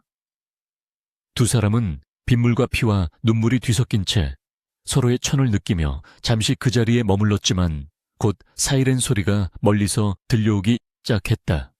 도진은 지안을 부축해 일으키며 이제 가야 한다고 말했고 지안은 고개를 끄덕이며 챙겨온 가방을 챙겨 들었다. 그들은 혼란을 틈타 미리 숨겨둔 차로 돌아왔고 도진이 운전석에 앉아 시동을 걸자 차는 빗속을 뚫고 쏜살같이 별장을 빠져나갔다. 차 안의 공기는 무거웠지만 이전과는 다른 종류의 무게감이 흘렀는데 그것은 서로에 대한 깊은 유대감과 사랑에서 비롯된 것이었다. 도진은 운전하면서도 계속 힐끔거리며 지안의 상태를 살폈고 지안은 조수석에서 구급 상자를 꺼내 도진의 찢어진 손등을 닦아주었다. 지안의 손길이 닿자 도진은 핸들을 잡은 손에 힘을 주며 당신이 잘못되는 줄 알고 심장이 멈추는 것 같았다고 고백했다. 지안은 도진의 말에 가슴이 벅차올라 아무 말도 하지 못하고 그저 그의 어깨에 머리를 기대며 흐르는 눈물을 닦았다. 그녀는 이제 이 남자를 위해서라면 목숨도 걸 수 있을 것 같다는 생각을 했고 그것이 바로 진정한 사랑임을 깨달았다. 서울로 돌아오는 길에 빗줄기는 점차 가늘어졌고 동이 트기 시작하며 검푸른 하늘이 서서히 밝아오고 있었다. 그들은 이제 가장 강력한 무기를 손에 쥐었고 날이 밝으면 강민혁을 향한 최후의 심판을 내릴 준비가 되어 있었다. 도진은 지안의 손을 잡고 손등에 입을 맞추며 오늘 일은 절대 잊지 않을 것이며 평생 당신을 지키며 갚겠다고 맹세했다. 지아는 미소 지으며 우리는 부부니까 당연한 일이라고 대답했고, 그 말은 도진에게 그 어떤 계약서보다 강력한 구속력을 가지는 약속으로 들렸다. 서울 시내로 진입했을 때 도진의 휴대폰이 울렸고, 발신자는 강민혁 전무였는데 그는 아직 자신의 금고가 털린 사실을 모르는 듯 태연한 목소리였다. 도진은 스피커폰으로 통화를 전환하고 차가운 미소를 지으며 강민혁의 안부를 물었고, 옆에 있던 지안도 싸늘한 눈빛으로 전화기를 응시했다. 강민혁은 내일 있을 이사회에서 도진의 사임 안건이 통과될 것이라며 미리 위로의 말을 전한다고 빈정거렸지만, 도진은 내일 기대하라는 짧은 말을 남기고 전화를 끊어버렸다. 도진과 지아는 서로를 마주보며 고개를 끄덕였고, 그들의 눈빛에는 승리에 대한 확신이 가득 차 있었다. 차는 한울그룹 본사가 아닌 검찰청으로 향하고 있었고, 그들은 이 싸움을 단순히 회사 내부의 문제가 아닌 사회적 심판의 장으로 끌고 갈 생각이었다. 검찰청 앞에는 이미 도진이 미리 연락해둔 기자들이 장사진을 이루고 있었고, 차가 도착하자마자 플래시 세례가 쏟아졌다. 도진은 차에서 내려 지안의 문을 열어주었고, 두 사람은 흑투성이가 된 옷차림 그대로 당당하게 차에서 내렸다. 그들의 처참한 몰골은 오히려 그들이 겪은 고초를 증명하는 강력한 시각적 효과를 주었고, 기자들은 숨을 죽이며 그들을 주목했다. 도진은 지안의 어깨를 감싸고 카메라 앞에 서서 높이 든 증거 가방을 흔들어 보이며 지금부터 한울그룹의 썩은 환부를 도려내겠다는 선전포고를 했다. 지안은 도진의 옆에서 흔들림 없는 눈빛으로 정면을 응시했고, 그녀의 목에 난 상처는 훈장처럼 빛나며 그녀의 결백과 용기를 대변하고 있었다. 이제 모든 준비는 끝났고 세상은 그들의 목소리에 귀를 기울일 준비가 되어 있었으며, 강민혁의 파멸은 초읽기에 들어갔다. 도진과 지아는 손을 잡고 검찰청 계단을 올라갔고, 그들의 뒷모습은 아침 햇살을 받아 눈부시게 빛나고 있었다. 이것은 단순한 복수극의 끝이 아니라 두 사람이 진정한 부부로서 함께 걸어갈 새로운 인생의 시작이었다. 검찰청 포토라인에 선 강도진과 한지안의 모습은 그야말로 충격 그 자체였는데, 대한민국 최고의 재벌 총수와 그의 아내가 흑투성이가 된 옷과 피 묻은 상처를 드러낸 채 서 있었기 때문이다. 수백 개의 카메라 플래시가 기관총처럼 터지며 그들의 일거수일투족을 담았고, 현장에 모인 기자들은 예상치 못한 두 사람의 처참한 몰골에 잠시 질문조차 잊고 숨을 죽였다. 도진은 한 팔로 지안의 어깨를 단단히 감싸 안아 그녀를 지탱하고 있었고, 다른 손으로는 증거가 담긴 가방을 높이 들어 보이며 서슬 퍼런 눈빛으로 카메라 렌즈를 응시했다. 그는 마이크 앞에서 침착하지만 분노가 억눌린 목소리로 입을 열었고, 그의 첫마디는 한울그룹 내부의 암적인 존재들을 뿌리 뽑겠다는 선전포고였다. 도진은 강민혁 전무와 그 일당이 저지른 횡령과 배임, 그리고 아내인 지안에게 가한 비인도적인 테러 행위를 낱낱이 고발하며 그 증거가 바로 이 가방 안에 있다고 천명했다. 그는 지안의 목에 난 붉은 상처를 가리키며 자신의 아내가 진실을 밝히기 위해 목숨을 걸고 싸웠음을 강조했고, 이 상처야말로 그녀의 결백을 증명하는 훈장이라고 목소리를 높였다. 현장에 있던 기자들은 도진의 격정적인 토로에 압도되어 웅성거리기 시작했고, 실시간으로 중계되는 뉴스를 지켜보던 국민들은 반전된 여론에 경악하며 지안에 대한 동정론과 지지를 쏟아내기 시작했다. 짧지만 강렬했던 회견을 마친 도진은 쏟아지는 질문 세례를 뒤로하고 대기하고 있던 구급차에 지안을 태웠는데, 그는 수행원들에게 기자들의 접근을 원천 봉쇄하라고 날카롭게 지시했다. 구급차 안에서 도진은 지안의 손을 잡고 놓지 않았으며, 응급구조사가 상처를 소독하려 하자 자신이 직접 하겠다며 거즈를 받아들고 떨리는 손으로 조심스럽게 피를 닦아냈다. 지안은 긴장이 풀리자 급격한 피로와 통증이 밀려왔지만 도진의 걱정스러운 눈빛을 보며 애써 괜찮다는 듯 미소를 지었고, 그 모습이 도진의 가슴을 더욱 미어지게 만들었다. 병원을 향해 달리는 차 안에서 도진은 비서실장에게 전화를 걸어 강민혁 전무의 출국 금지를 신청하고 그의 차명 계좌를 동결하라는 지시를 내렸는데 그 목소리는 지옥에서 온 사자처럼 냉혹했다. 그는 또한 이번 사건에 가담한 사설 경비 업체와 그들의 배후를 철저히 조사하여 법적으로 매장시키는 것은 물론이고 업계에서 영구히 추방시키라고 명령했다. 도진의 분노는 단순히 감정적인 폭발이 아니라 상대를 완벽하게 파멸시키기 위한 치밀한 계획으로 이어지고 있었고 그는 자신을 건드린 대가가 무엇인지 똑똑히 보여줄 작정이었다.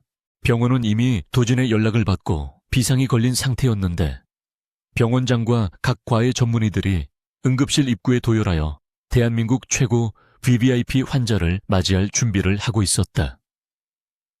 도진은 스트레처카에 실려가는 지안을 따라가며 의료진들에게 아내의 몸에 작은 흉터 하나라도 남기면 병원 문을 닫게 만들겠다고 으름장을 놓았고 의사들은 식은땀을 흘리며 고개를 조아렸다. 지안은 도진의 과잉 보호가 민망하기도 했지만 그만큼 자신을 아끼는 마음이 절절하게 느껴져 아픈 와중에도 가슴 한구석이 따뜻해지는 것을 느꼈다. 정밀 검사 결과 다행히 골절이나 심각한 내상은 없었지만 타박상과 탈진으로 인해 절대 안정이 필요하다는 진단이 나왔고 지안은 특실로 옮겨져 수액을 맞으며 깊은 잠에 빠져들었다. 도진은 지안이 잠든 병실을 지키며 한숨도 자지 않았고 소파에 앉아 태블릿 PC로 실시간으로 올라오는 기사들과 여론의 동향을 체크하며 후속 조치를 지휘했다.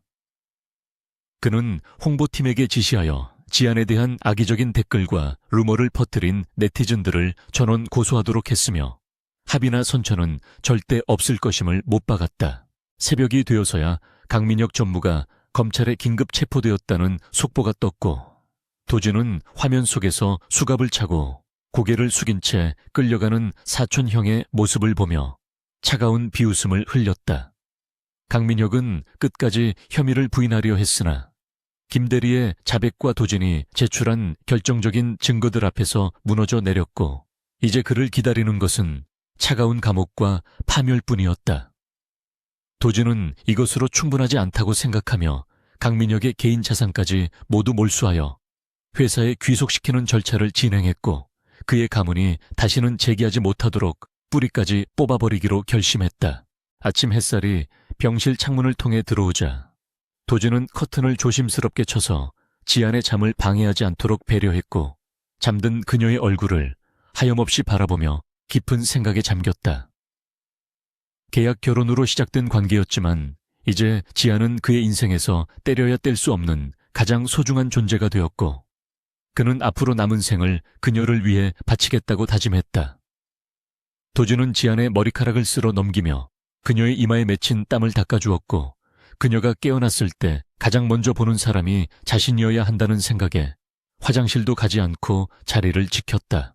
한낮이 되어서야 지안이 으음 소리를 내며 눈을 떴고 그녀는 낯선 천장과 소독약 냄새에 잠시 멍하니 있다가 옆에서 자신을 지켜보고 있는 도진을 발견하고 안도했다.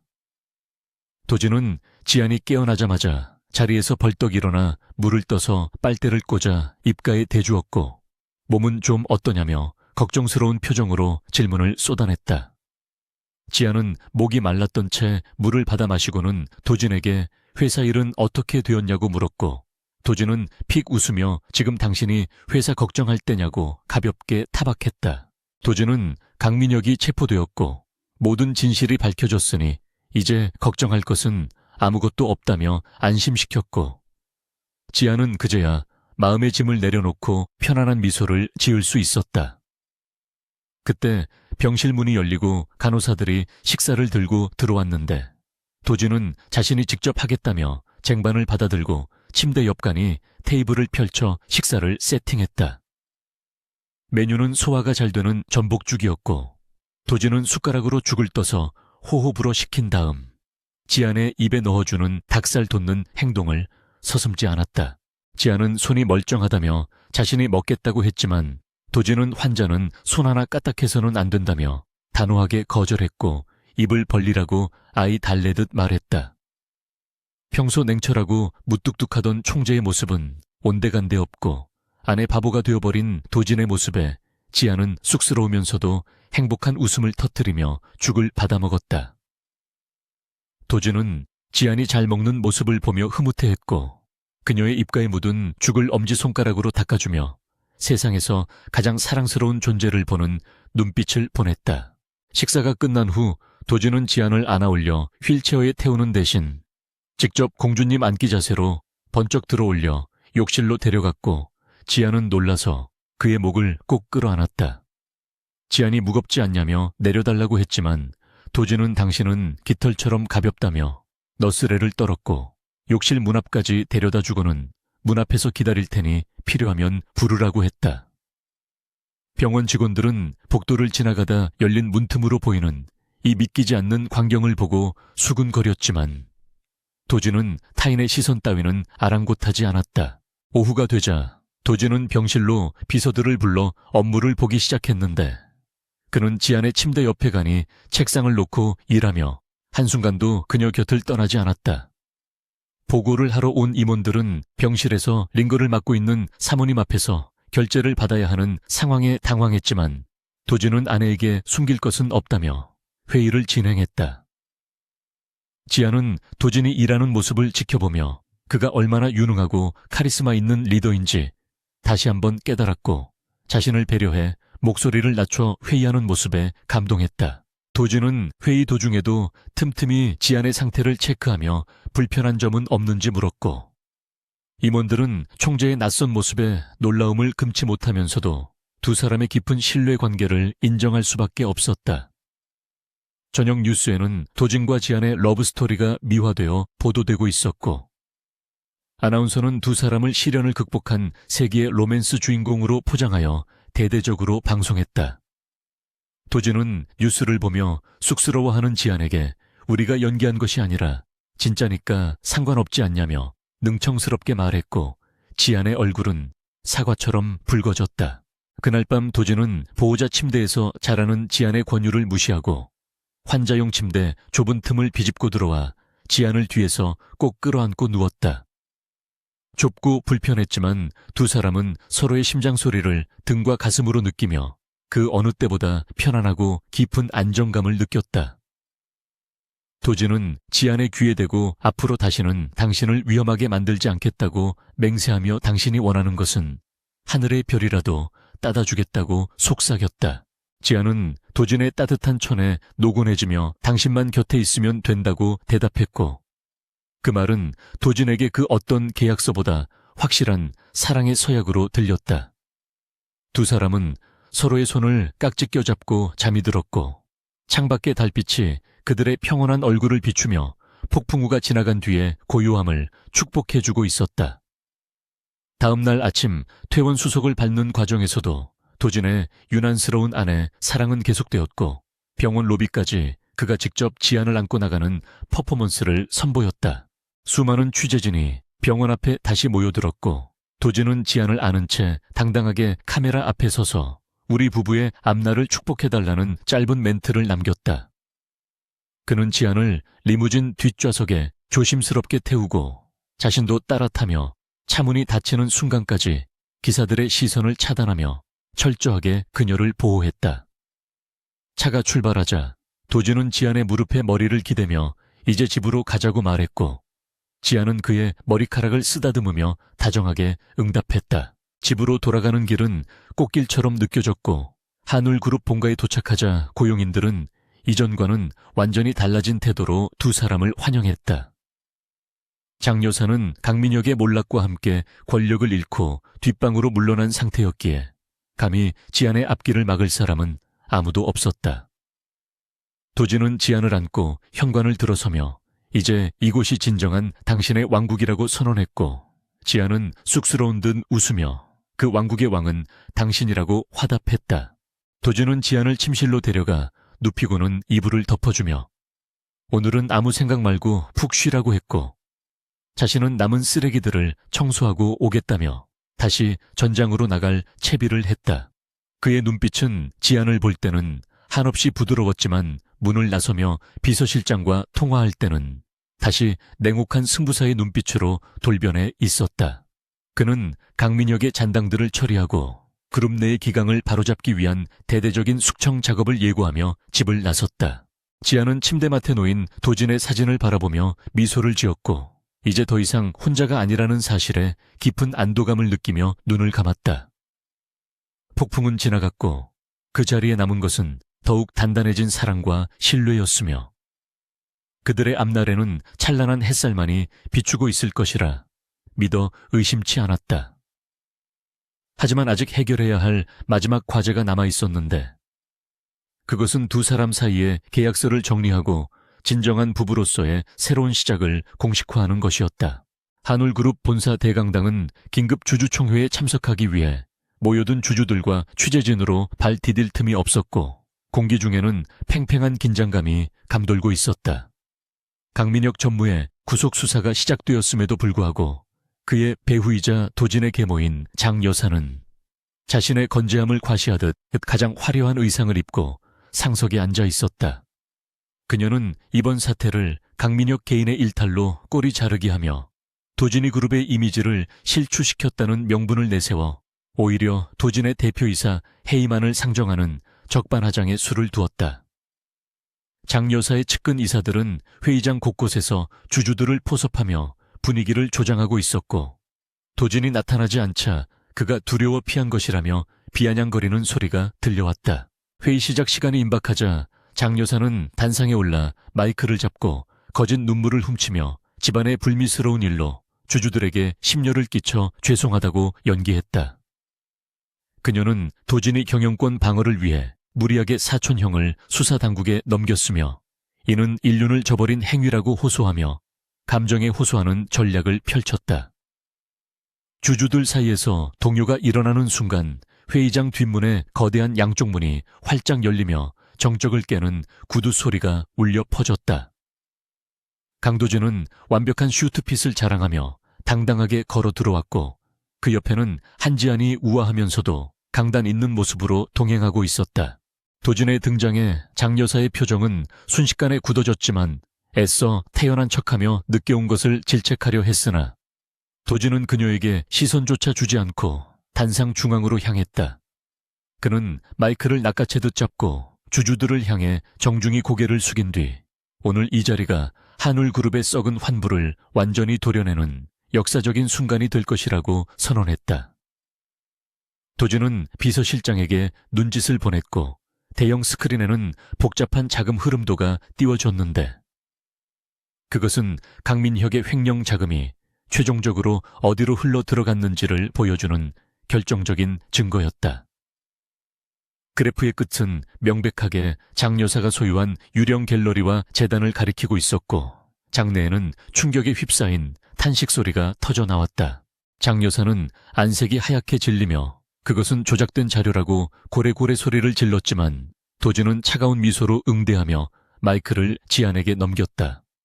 지안은 단상 앞으로 나서며 자신이 분석한 자료를 토대로 설명을 시작했는데 그녀의 목소리는 차분하지만 힘이 실려 있어 좌중을 압도했다.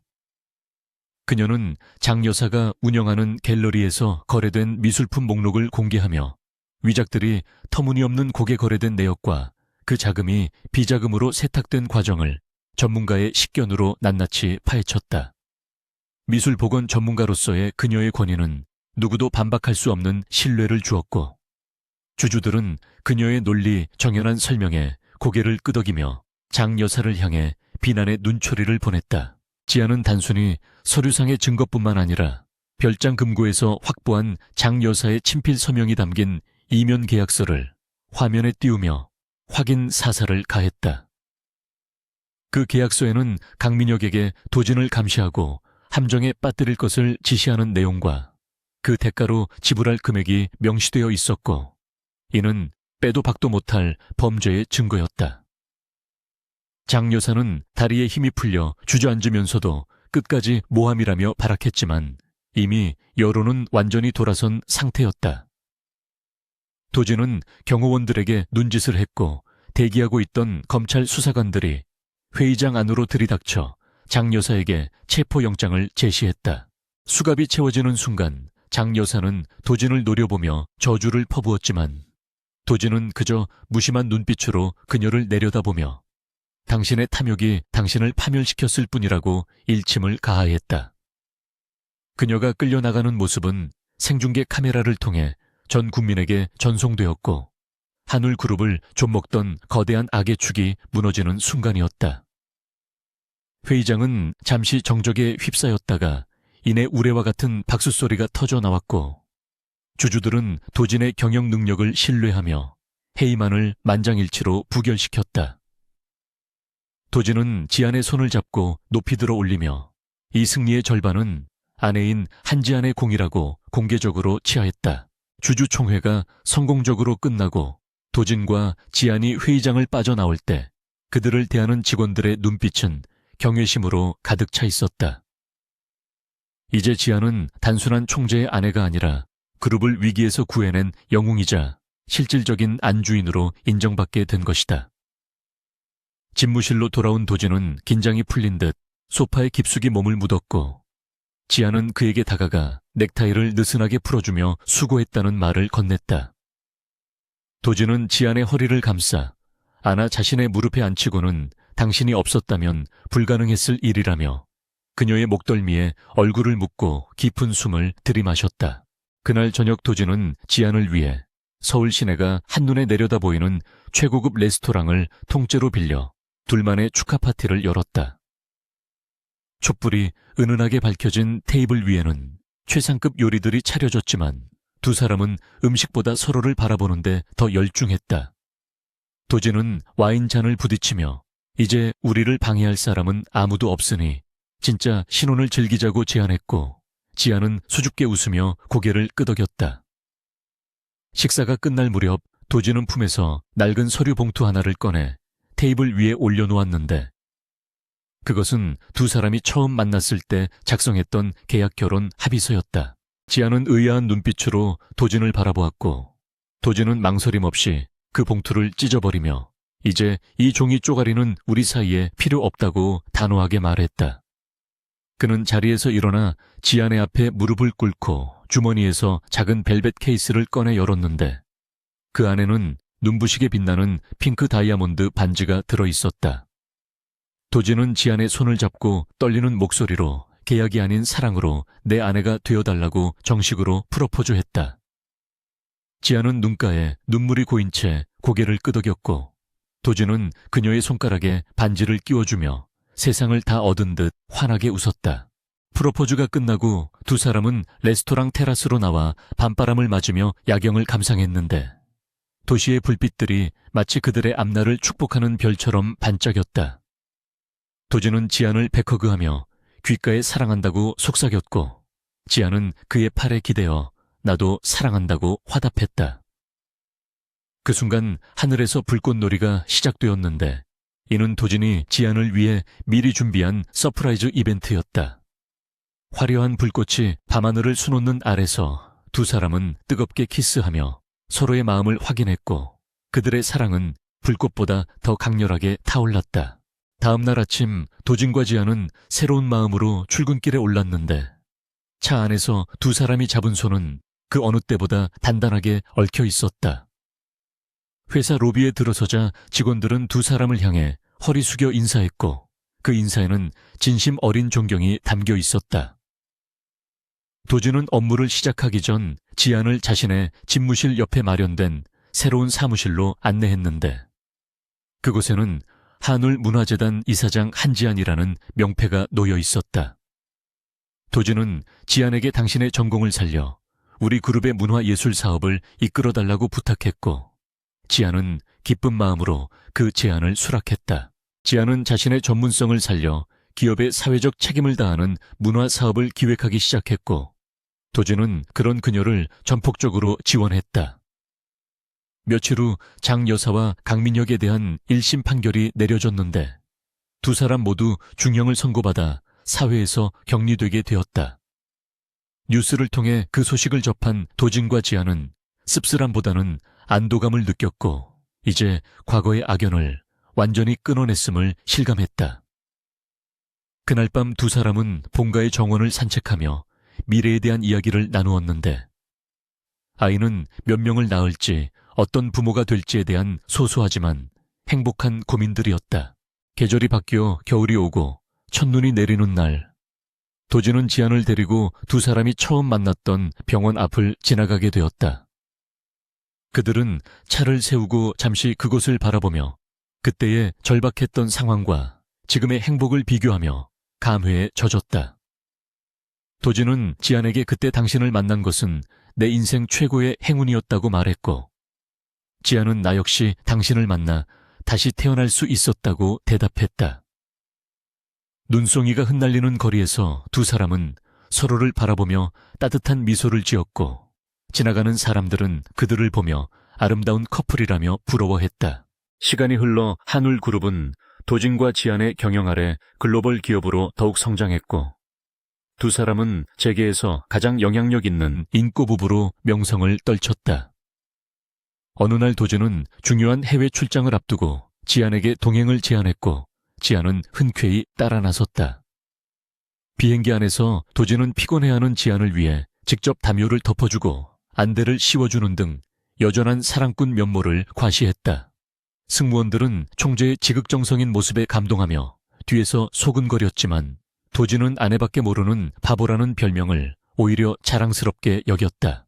출장지인 파리에서도 두 사람의 로맨스는 계속되었는데 업무가 끝난 후 센 강변을 거닐며 데이트를 즐기는 모습이 파파라치에게 포착되어 화제가 되기도 했다. 사진 속의 도진은 지안을 꿀 떨어지는 눈빛으로 바라보고 있었고, 지안은 행복에 겨운 표정으로 웃고 있어 보는 이들로 하여금 연애 세포를 자극하게 만들었다. 파리에서의 일정을 마치고 돌아온 그들은 장 여사가 쫓겨난 뒤 비어있던 별채를 개조하여 지안의 개인 작업실로 만들기로 결정했다. 지안은 주말이면 그곳에서 복원 작업에 몰두했고, 도진은 그런 그녀를 방해하지 않기 위해 조용히 커피를 타다 바치거나 옆에서 책을 읽으며 시간을 보냈다. 가끔 지안이 작업에 너무 열중하여 식사를 거르면 도진이 강제로 붓을 뺏고 밥을 먹이는 진풍경이 벌어지기도 했다.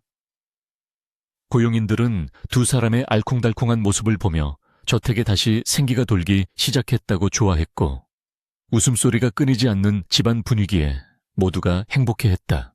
어느 날 지안이 몸살 기운으로 알아눕자 도진은 모든 일정을 취소하고 집으로 달려와 직접 간호에 나섰다.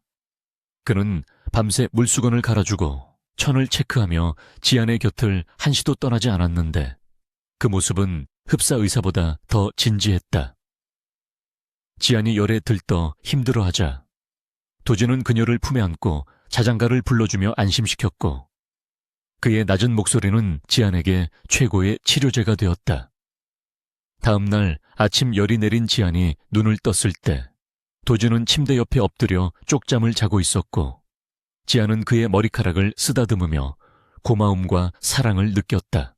도진이 깨어나자 지안은 그에게 따뜻한 포옹으로 아침 인사를 건넸고, 도진은 당신이 아프면 내 세상이 무너지는 것 같으니 제발 아프지 말라고 애원했다. 지안은 건강관리를 잘하겠다고 약속했고, 두 사람은 다시 한번 서로의 소중함을 확인했다.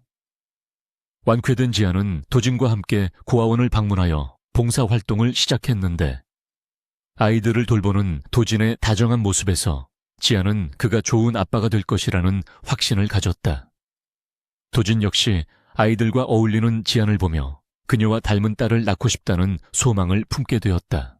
이제 그들의 이야기는 막바지를 향해 달려가고 있었지만 그들의 사랑은 여전히 현재 진행형이었고 매일매일이 새로운 설렘으로 가득했다. 도진은 퇴근길에 꽃 한 송이를 사들고 가는 것이 일상이 되었고, 지안은 현관에서 그를 맞이하는 키스로 하루의 피로를 씻어주었다. 주말에는 요리를 못하는 도진이 앞치마를 두르고 지안을 위해 엉터리 파스타를 만들기도 했는데, 맛은 없었지만 지안은 세상에서 가장 맛있는 음식이라며 접시를 비웠다. 이런 소소한 행복들이 모여 그들의 삶을 단단하게 지탱해 주었고, 그들은 서로가 있기에 완벽할 수 있었다. 마지막 장을 앞두고 두 사람은 인생의 가장 큰 선물을 받게 되는데, 그것은 지안의 임신 소식이었다. 병원에서 초음파 사진을 받아든 도진은 감격에 겨워 말을 잇지 못하고 눈물을 흘렸고 지안을 부서질 듯 껴안으며 고맙다고 수없이 되뇌었다. 그는 태어날 아기에게 줄 선물을 벌써부터 사들이며 유난을 떨었고 지안은 그런 그를 말리느라 진땀을 뺐지만 행복한 비명이었다. 이제 세 사람이 함께 그려갈 미래는 더욱 찬란할 것이며 그들의 사랑 이야기는 영원히 끝나지 않을 것임을 예고하고 있었다. 임신 소식이 전해진 후 한울그룹 총수 강도진의 일상은 송두리째 뒤바뀌었고 대한민국 재계를 호령하던 냉철한 승부사는 온데간데 없이 아내의 일거수일투족에 전전긍긍하는 팔불출 남편만이 남게 되었다.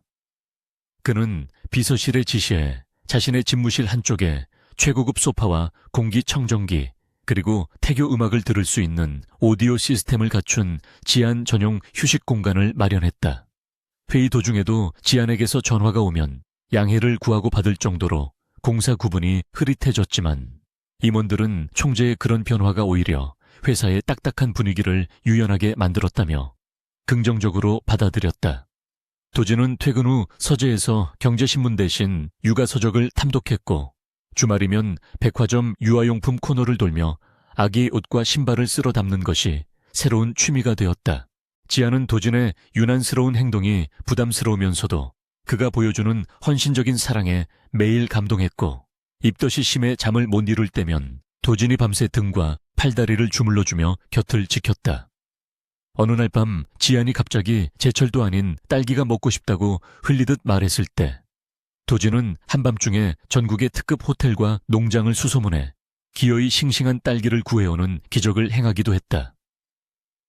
그는 딸기를 씻어 지안의 입에 넣어주며 당신이 먹고 싶은 것은 지구가 멸망해도 구해올 테니 말만 하라고 큰소리쳤고 지안은 그런 남편의 정성에 눈시울을 붉히며 행복하게 딸기를 베어 물었다.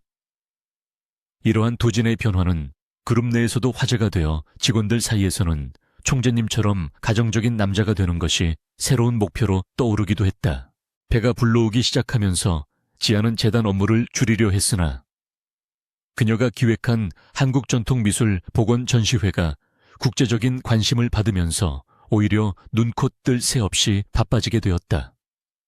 도진은 지안의 건강이 걱정되어 만류했지만 이번 프로젝트에 쏟은 지안의 열정을 누구보다 잘 알기에 차마 그만두라고 강요할 수는 없었다. 대신 그는 경호팀 인원을 2배로 늘리고 지안의 스케줄을 분 단위로 체크하며 그녀가 무리하지 않도록 그림자처럼 수행했고 중요한 미팅 장소까지 직접 에스코트하는 수고를 마다하지 않았다. 전시회 오프닝 날 지안은 만삭의 몸을 이끌고 단상에 올라 축사를 했는데 그녀의 우아하고 당당한 모습은 참석한 외교 사절단과 예술계 인사들에게 깊은 인상을 남겼다. 행사가 끝나고 리셉션이 이어지는 동안 도진은 지안의 허리를 받치고 다니며 그녀가 서 있는 시간을 최소화하려 애썼고 누군가 지안에게 와인을 권하면 자신이 대신 받아 마시며 철벽 방어를 쳤다. 그날 밤 집으로 돌아오는 차 안에서 지안은 피곤함에 지쳐 잠이 들었고 도진은 깰까봐 조심스럽게 운전하며 백미러로 잠든 아내의 얼굴을 수시로 확인했다. 그는 지안의 불룩한 바에 위에 조심스럽게 손을 올리고 아가야 엄마 힘들게 하지 말고 건강하게만 나와다오라고 속삭였는데 그 목소리에는 간절한 기도가 담겨 있었다. 출산 예정일이 다가올수록 도진의 긴장감은 극에 달해 회사에서도 수시로 비서에게 전화를 걸어 집안 상황을 체크했고 중요한 해외 출장마저 모두 부사장에게 위임해버렸다. 마침내 예정일보다 일주일 앞당겨 진통이 시작된 날 새벽 한울그룹 본가는 비상이 걸렸고 도진은 자다가 벌떡 일어나 안절부절 못하며 허둥지둥 짐을 챙겼다. 평소 침착하기로 소문난 그가 양말을 짝짝이로 신고 현관을 나서는 모습을 보며 집사장은 웃음을 참아야 했지만 상황이 긴박했기에 곧바로 기사를 호출했다. 병원으로 가는 차 안에서 지안이 고통으로 신음할 때마다 도진의 얼굴은 사색이 되어 식은땀을 흘렸고 그는 지안의 손이 으스러지도록 꽉 잡으며 호흡을 유도했다. 분만실 앞에서 대기하는 시간은 도진의 인생에서 가장 길고 고통스러운 시간이었고, 그는 복도를 서성이며 신에게 제발 아내와 아이를 지켜달라고 수없이 빌고 또 빌었다. 몇 시간의 진통 끝에 우렁찬 아기 울음소리가 분만실 밖으로 터져 나왔고, 도진은 다리에 힘이 풀려 그 자리에 주저앉을 뻔했지만 간호사가 부르는 소리에 정신을 차리고 안으로 들어갔다. 땀과 눈물로 범벅이 된 지안의 품에 안긴 작고 붉은 생명체를 보는 순간 도진은 세상이 멈추는 듯한 전율을 느꼈고 왈칵 눈물을 쏟아냈다. 그는 지안의 젖은 머리카락을 넘겨주며 고생했다고 사랑한다고 목이 메어 말했고, 지안은 힘겨운 미소를 지으며 우리 아기 좀 보라고 도진에게 눈짓을 했다. 도진이 떨리는 손가락으로 아기의 볼을 조심스럽게 건드리자 아기가 꼬물거리며 반응했고, 그 순간 도진은 자신이 이 작은 생명을 위해 목숨도 바칠 수 있음을 본능적으로 깨달았다. 아이는 딸이었고 도진은 딸의 이름을 지안의 이름에서 한 글자를 따고 밝게 빛나라는 의미를 담아 서윤이라고 지었는데, 이는 그가 며칠 밤을 새우며 옥편을 뒤져 지은 이름이었다. 서윤이 태어난 후 도진의 팔불출 행각은 더욱 심해져 휴대폰 배경화면은 물론이고 집무실 책상 위까지 딸의 사진으로 도배가 되었다. 그는 회식 자리에서도 일찍 귀가하며 딸 목욕을 시켜야 한다고 당당하게 말했고, 직원들은 그런 총재를 보며 딸 바보가 다 되었다고 혀를 내둘렀지만 그 모습이 인간적으로 보여 오히려 존경심이 깊어졌다. 지안은 육아와 일을 병행하며 바쁜 나날을 보냈지만 도진이 육아의 절반 이상을 담당해 주었기에 경력을 단절하지 않고 재단 이사장으로서의 역할을 훌륭히 수행할 수 있었다. 시간은 빠르게 흘러 서윤이 3살이 되던 해 한울그룹은 창립 이래 최대의 실적을 기록하며 글로벌 기업으로서의 위상을 공고히 했고, 도진과 지안은 존경받는 경영인 부부로 선정되었다.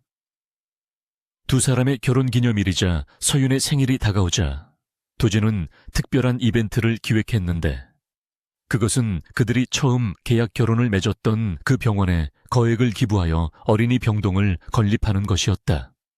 기공식 날 도진은 지안과 서윤의 손을 잡고 행사장 맨 앞줄에 앉았고, 지안은 도진의 뜻깊은 선물에 감동하여 눈물을 글썽겼다. 도진은 축사에서 이 병동이 아픈 아이들에게 희망이 되기를 바란다며 자신의 가족에게 찾아온 축복을 사회와 나누고 싶다는 뜻을 밝혔다. 행사가 끝난 후 도진과 지안은 서윤을 부모님 댁에 맡기고 오랜만에 둘만의 오붓한 시간을 갖기 위해 그들이 처음 신혼생활을 시작했던 펜트하우스로 향했다. 3년이라는 시간이 흘렀지만 펜트하우스에서 내려다보는 서울의 야경은 여전히 아름다웠고 두 사람의 감정은 그때보다 훨씬 깊고 단단해져 있었다. 도진은 와인잔을 기울이며 3년 전 오늘 당신에게 5억 원을 주고 계약을 제안했던 그날이 내 인생 최고의 투자가 이루어진 날이었다고 회상했다. 지안은 웃으며 그때 당신 표정이 얼마나 재수 없었는지 아느냐고 농담을 던졌고, 도진은 인정한다는 듯 고개를 끄덕이며 호탕하게 웃었다. 도진은 자리에서 일어나 지안에게 다가가 그녀를 일으켜 세우고 발코니 난간에 기대어 그녀의 눈을 깊이 응시했다. 그는 그때는 당신을 내 방패막이로 생각했지만 지금 당신은 내 심장이고 영혼이며 내 삶의 모든 것이라고 진지하게 고백했다. 지안은 도진의 목을 끌어안으며 나 역시 벼랑 끝에서 당신이라는 동아줄을 잡았지만 그 줄이 나를 구원하고 이렇게 아름다운 세상으로 이끌어줄 줄은 몰랐다고 화답했다. 두 사람은 밤하늘의 별빛 아래서 달콤한 키스를 나누었고, 차가운 총재와 빚쟁이, 여자의 계약으로 시작된 이 이야기는 세상에서 가장 완벽하고 따뜻한 사랑 이야기로 완성되었다. 다음 날 아침 도진과 지안은 서윤을 데리러 가기 위해 일찍 일어났는데, 거실 테이블 위에는 도진이 미리 준비해둔 꽃바구니와 카드가 놓여 있었다. 카드에는 다시 태어나도 당신과 결혼하겠다는 짧지만 강렬한 문구가 적혀 있었고, 지안은 꽃향기를 맡으며 행복한 미소를 지었다. 차를 타고 본가로 가는 길에 라디오에서는 사랑에 관한 노래가 흘러나왔고, 뒷좌석에 카시트가 비어있는 것이 어색할 만큼 두 사람은 이제 부모라는 이름에 완전히 적응해 있었다. 도진은 운전대를 잡은 손으로 지안의 손을 감싸쥐며 앞으로 우리 앞에 어떤 시련이 닥치더라도 셋이 함께라면 두려울 것이 없다고 말했다. 본가에 도착하자 서윤이 아장아장 걸어나와 아빠 엄마를 부르며 품에 안겼고 도진은 딸을 번쩍 들어 올려볼에 뽀뽀 세례를 퍼부었다. 장여사가 떠난 후 평온을 되찾은 본가 정원에는 따뜻한 햇살이 내리쬐고 있었고 세 가족의 웃음소리가 담장을 넘어 멀리까지 퍼져나갔다. 지아는 도진과 서윤이 잔디밭에서 뛰어노는 모습을 바라보며 자신이 꿈꾸던 행복이 바로 이런 것임을 깨달았고 지난날의 고통과 시련이 이 순간을 위한 밑거름이었음을 감사하게 생각했다. 도진이 지안을 향해 손짓하며 이리 오라고 불렀고 지안은 환하게 웃으며 그들에게 달려갔다. 세 사람은 서로를 꼭 끌어안고 뒹굴며 잔디밭에 누워 파란 하늘을 올려다보았는데 구름 한 점 없는 맑은 하늘이 그들의 밝은 미래를 예고하는 듯 했다. 도진은 지안의 귀에 대고 영원히 당신을 공주처럼 아니 여왕처럼 모시겠다고 속삭였고 서윤은 무슨 말인지도 모르면서 까르르 웃음을 터뜨렸다. 지안은 도진의 가슴에 얼굴을 묻으며 당신은 나의 영원한 왕이자 기사라고 대답했고 두 사람의 시선이 허공에서 얽히며 말로 다 할 수 없는 사랑을 주고받았다. 이야기는 여기서 끝이 나지만 강도진과 한지안 그리고 그들의 사랑스러운 딸 서윤이 써 내려갈 행복의 역사는 앞으로도 영원히 계속될 것이다. 세상 사람들은 그들을 보며 재벌가와 신데렐라의 뻔한 스토리라고 말할지 모르지만 그들이 겪어낸 치열한 전투와 서로를 향한 헌신은 결코 뻔하지 않은 그들만의 서사였다.